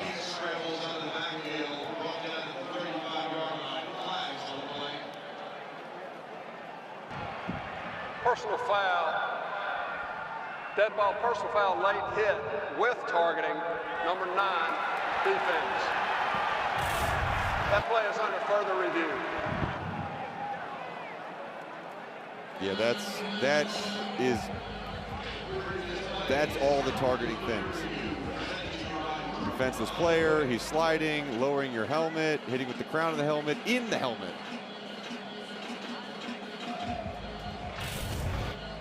We'll take a quick break. Georgia Tech from midfield when we come back. 2 starting DBs. Jalen Husky injured earlier in the game, and Lore-Fills now ejected for targeting. Here it is.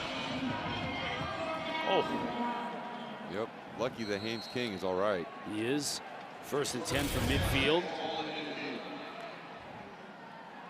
Looking to pass quickly. Rush coming in though, can't get it to Rutherford. Dropped. Fans here want a late hit, won't get it. Another great play by Chase Davis, number 16, with the pressure and just getting his hands up in the throwing lane. So often defenders will jump in that situation, and he did a good job of just sticking those hands up and not jumping, not leaving his feet.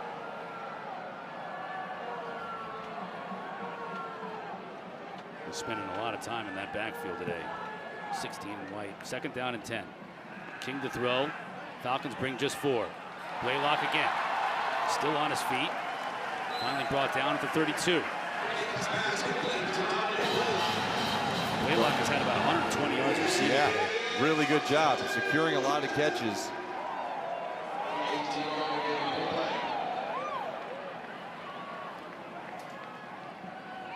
Some late pressure.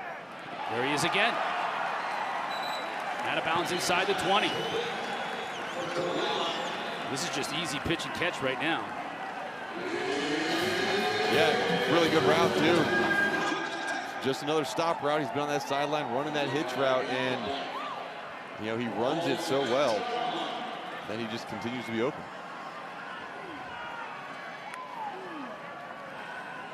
King to throw. Underneath to Cooley. Deflected in the air. Intercepted. What a catch. Jordan Oladokin.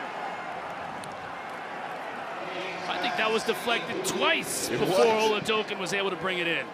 The old tip drill. Anders got a piece of it first, I think. Here it is. Once, twice. Cooley to Anders to Oladokin. There it is, man. Really looked like Georgia Tech was moving a little bit. And those are the types of things that Bowling Green talked about. Hey, we need to catch the tips. We need to catch the balls when they come to us. We need to make plays. They have definitely done that today. Give to Stewart. Stop right at the line of scrimmage. Maryland, what's going on down in the field? Andrew Thacker, after Georgia Tech's last defensive stop, went over to his DBs and he said, hey, we're simplifying everything. You guys did great with that stop. We're going machete here, and I want it to be easy for you. There are 2 things to be accountable for, so you won't get confused when we go back out there. That's what they're out there with right now. Machete just chopping the tall grass. Anything that stands in our way, whether it's mentally or physically, let's chop it out. Forget about it. Let's go back to base. We just need to do what we do well. That's what they did on that last series. Left tackle Cameron Stewart hobbled off the field for Bowling Green on that last play. 2nd down and 10.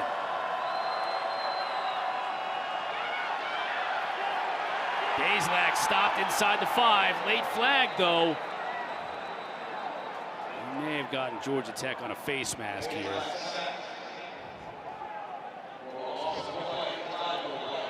Personal foul, face mask, defense. 15-yard penalty, 1st down. See Powell Lee. No, it wasn't him. It was Biggers. There it is.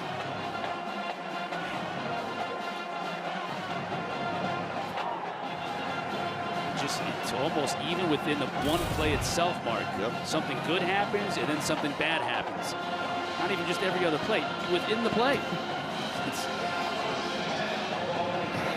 not funny. Fresh set of downs, and they're out from beneath the shadow of their own goalpost.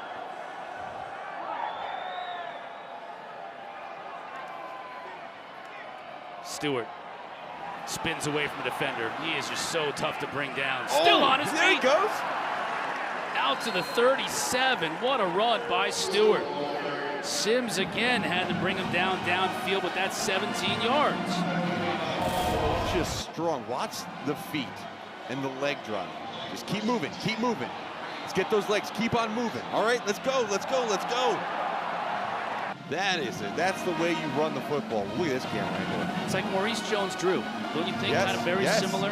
That's a very good comparison. And you see him backpedal. Hey, I'm just going to keep moving. Never relent to contact. Whether you're a linebacker, a safety, an offensive, that is the name of the game in football. Never relent to contact. Keith giving him a breather, high snap. Blaylock brings it down, and Keith picks up a couple. Drive winds down inside of 10 minutes. 3-yard gain on the play, 2nd down and 7. 405 yards today for Bowling Green, and they aren't done yet.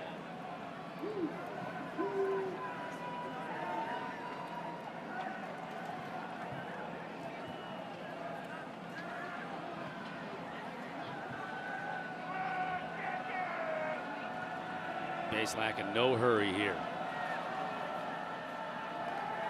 He'll roll the pocket and just throw it away. No, he doesn't. Did Keith go up to make that catch? I thought Blaylock was definitely going to chuck that into the stands, and instead Keith goes up and keeps the clock rolling and is able to pick up a couple of yards. Very interesting action. The right guard pulls around to the left. The running back from the left goes down to the right. Guys ran into each other and bumped into each other and fell down in the middle of the field. Blaylock was like... It was almost Mahomes-esque. I mean, it looked like he was throwing it away, and at the last second curve to the left. Okay, well...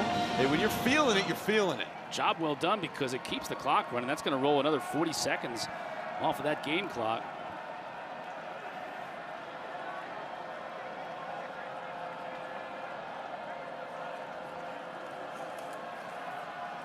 Tech brings delayed pressure. Got it to Osborne. Wallace on the tackle. Right at the line of scrimmage. It's going to be a first down. Right on the line to gain.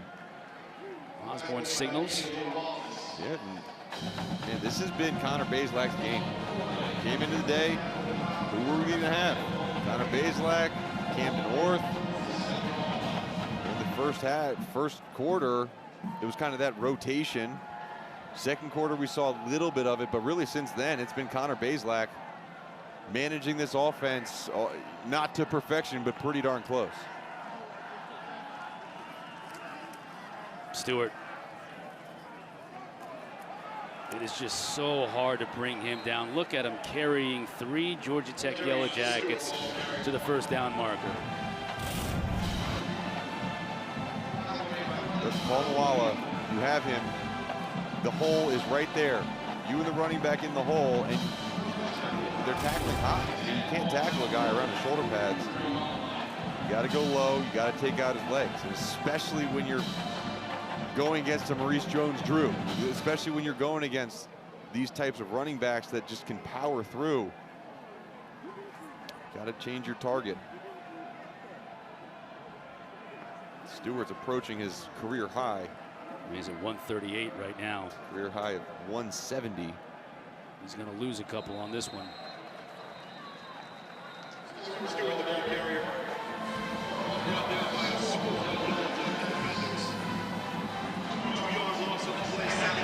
Timeout.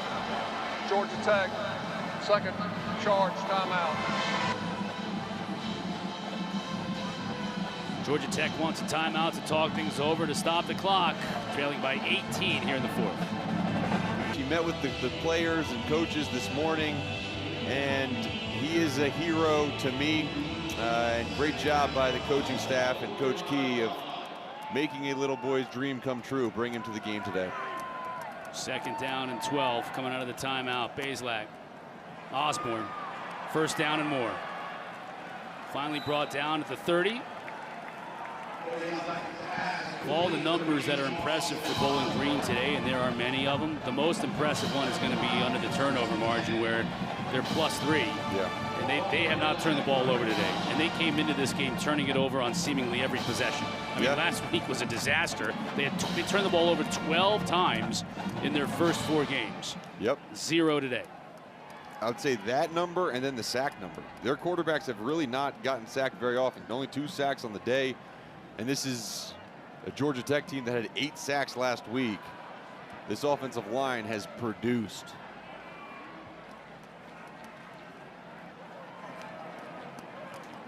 That time Stewart met in the hole and driven back. Paul Moala.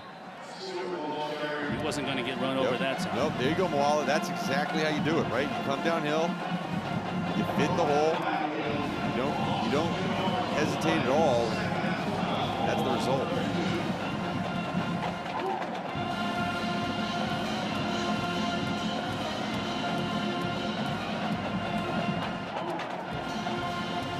Big shoes to fill for these linebackers. Charlie Thomas and AC Elite, who just, were studs at that second level last year. Stalwarts, leaders, not easily replaced. Keith will get the carry. Flag on the play. Keith takes it down to the 20. Check the marker. Holding, offense number 53, 10-yard penalty, second down. Fatukasi was the guilty party. There was a hold there, but again, just right up the middle. Just the middle of the defense has been porous really this entire season. Yeah, Tech came in 128th in the country, giving up over 236 yards on the ground per game. Yeah, it's kind of astonishing that they're way under that right now. That shows you how bad it's been in previous games. 172 yards given up today. Keith. Pick up a couple. It'll bring up third down and long. The Falcons are more than happy at this point. Just run that clock, now under 5. Yep, still a 3-score game. Once those guys' glasses off. Focusing on time management, clock management. Wow, that's static. And there have been a number of third down conversions where it's 3rd and 15, 3rd and 12.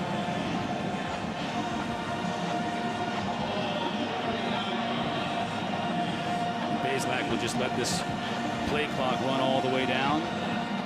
Call a timeout. Timeout. Bowling Green, first charge timeout.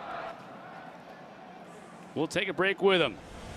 Falcons 70 total yards and a touchdown today, Mark. Oh boy, he was scary Terry today on the ground. You did not want to see him in the hole. He was breaking tackles. He was making guys look silly, and anytime he imposed his will on this Georgia Tech defense. And here he goes again with a little shiftiness, breaking another tackle, trying to get to the edge. Well, they call him Bully. I'll call him Scary Terry because he brings fear to opposing defensive coordinators and players. Great game by him today. Timeout. Georgia Tech, third, final charge timeout. Please reset the clock to 4:07, please.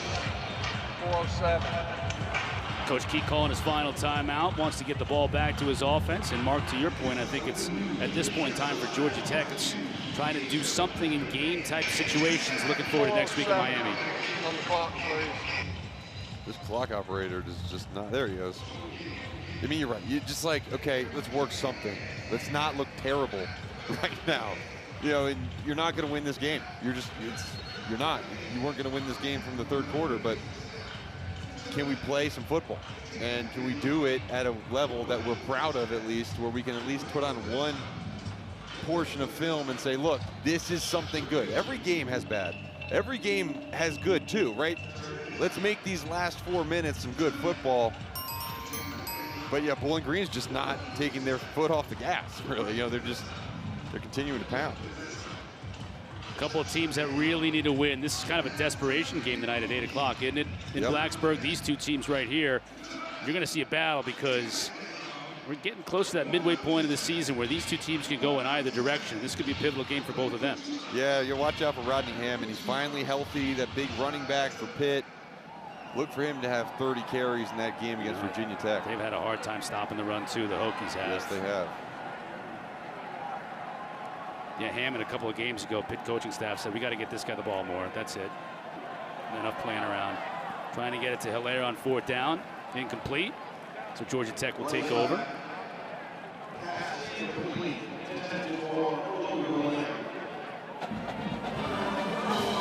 We'll take a break, come back and wrap things up from Atlanta. Stewart's done a little bit of everything today, including breaking it down on not what they expected. The day where the team came out in the Ghost uniforms. Thought they could build off that win last week at Wake Forest. Just hasn't come to fruition today. That man right there, too. Singleton started the game off with an explosion. 53-yard touchdown catch on the first play from scrimmage. King flushed. Throws that one out of bounds. Intended for Singleton. Chase Davis, once again, Mark. Yeah. In the backfield, 16 to White, rather. There are guys stepping up on this Bowling Green defense that, we meet with these coaches and, talk about guys, and sometimes there's guys that they don't really talk about. Chase Davis wasn't a guy that they really talked about a lot, but he's made a big impact on this game. Staying home, being productive. Rutherford underneath. Here's the other thing. There'll be other analysts and play-by-play guys, men and women, talking to this team before their game next week at Miami of Ohio. And that's a really big game for them. Oh, yeah. And I got a feeling that Chase Davis' name is going to be brought up in those meetings. I would think so.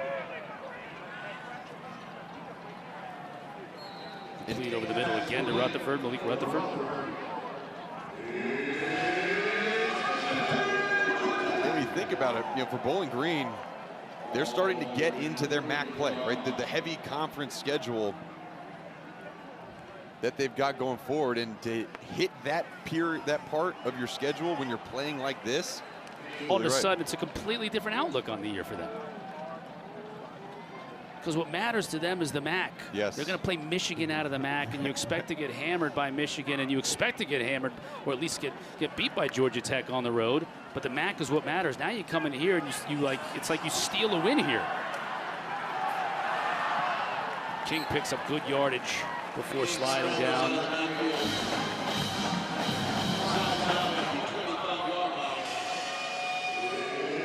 And I think questions have been answered for their team too, right? Hey, what do we have in our quarterback? How can we get our quarterbacks back healthy? Well, Blaylock answered that question. Can we perform an entire game without having some costly penalties or turnovers? Yeah, I think that's been answered. You can do it. And sometimes it's just that belief of, hey, we thought at the end of August, we knew what we had. And then these different games happen where they start to put some doubt in your mind. You come out here, travel down to Atlanta, and okay, this is what we saw in August, and the team starts believing. Underneath. Good to see Dante Smith back in action. Been injured these last couple of weeks for the Yellow Jackets. Getting back into the flow of things.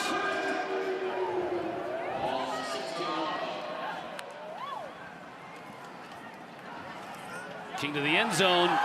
Tried to hit his tight end, Luke Benson, just a little bit out of his reach.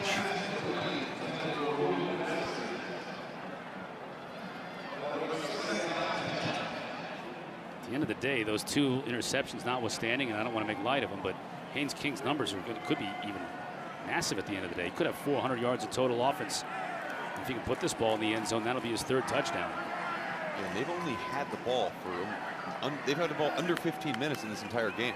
I mean, you don't really get much more lopsided. Like, if you're playing a service academy that runs the ball every down, that's when you see a 41 to 15 time of possession. It's just been wild. Yeah, their first 2 touchdowns. That's another score for the Jackets. That's Abdul Jannah, and that's 2 weeks in a row. The big receiver has gone up to bring down a touchdown catch. So therein lies some of the positive you might be able to take out of this, Mark. You've got the little receivers, the speed guys that have been contributing. You've got Blaylock picking it up today, and now you got Jannah with his 2nd touchdown in as many weeks. And you want to build confidence where you can build confidence. And no one's feeling good right now on that Georgia Tech side. But there's some consolation in saying, hey, look, we get some points on the board.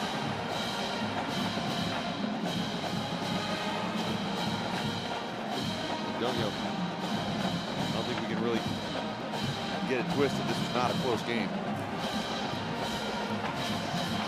Not in the slightest.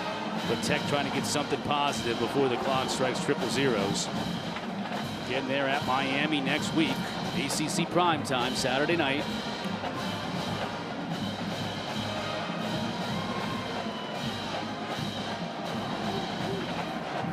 Tech has shocked Miami before down in South Florida. It would be a similar result if they were to do it again next Saturday.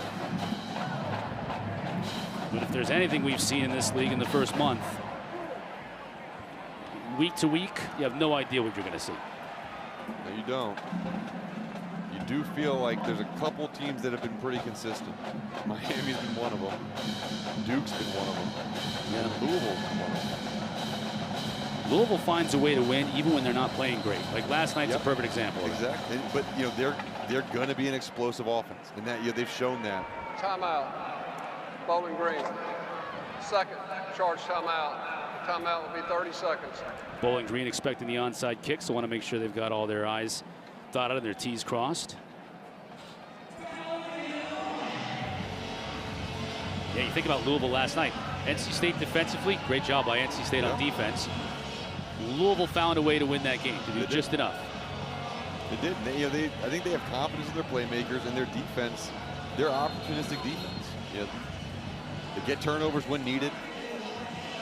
And they stand up and they have belief in themselves. I think that's what Jeff Brom brought there. Just this belief that they didn't have under Scott Satterfield, where if we go down or we have a bad play, those things snowball. I haven't seen them snowball with Jeff Brom. Yeah, bottom line is they're 5-0.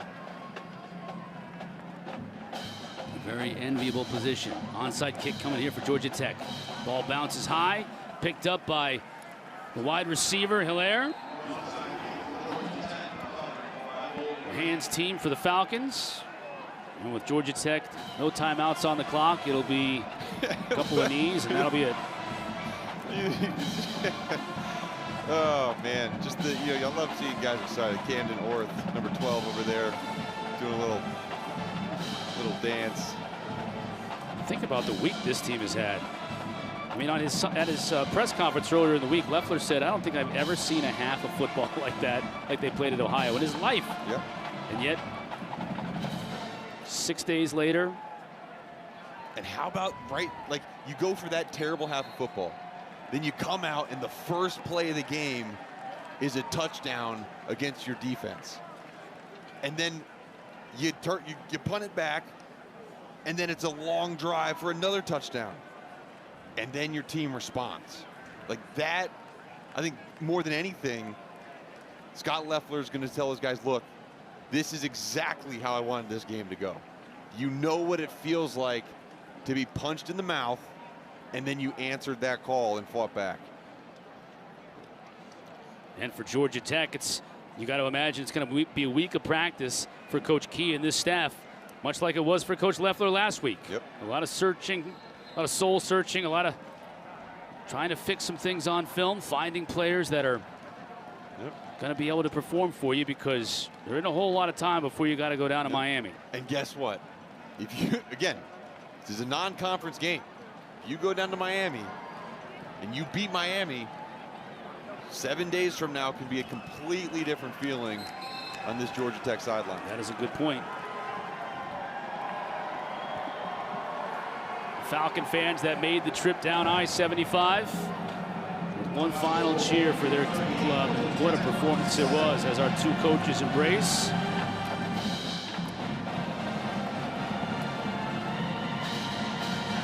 Final seconds tick off the clock. And it has gone final. The Bowling Green Falcons out of the MAC come to Atlanta. They're down 14-0 early. They weren't shook. They came back and dominated the rest of the way.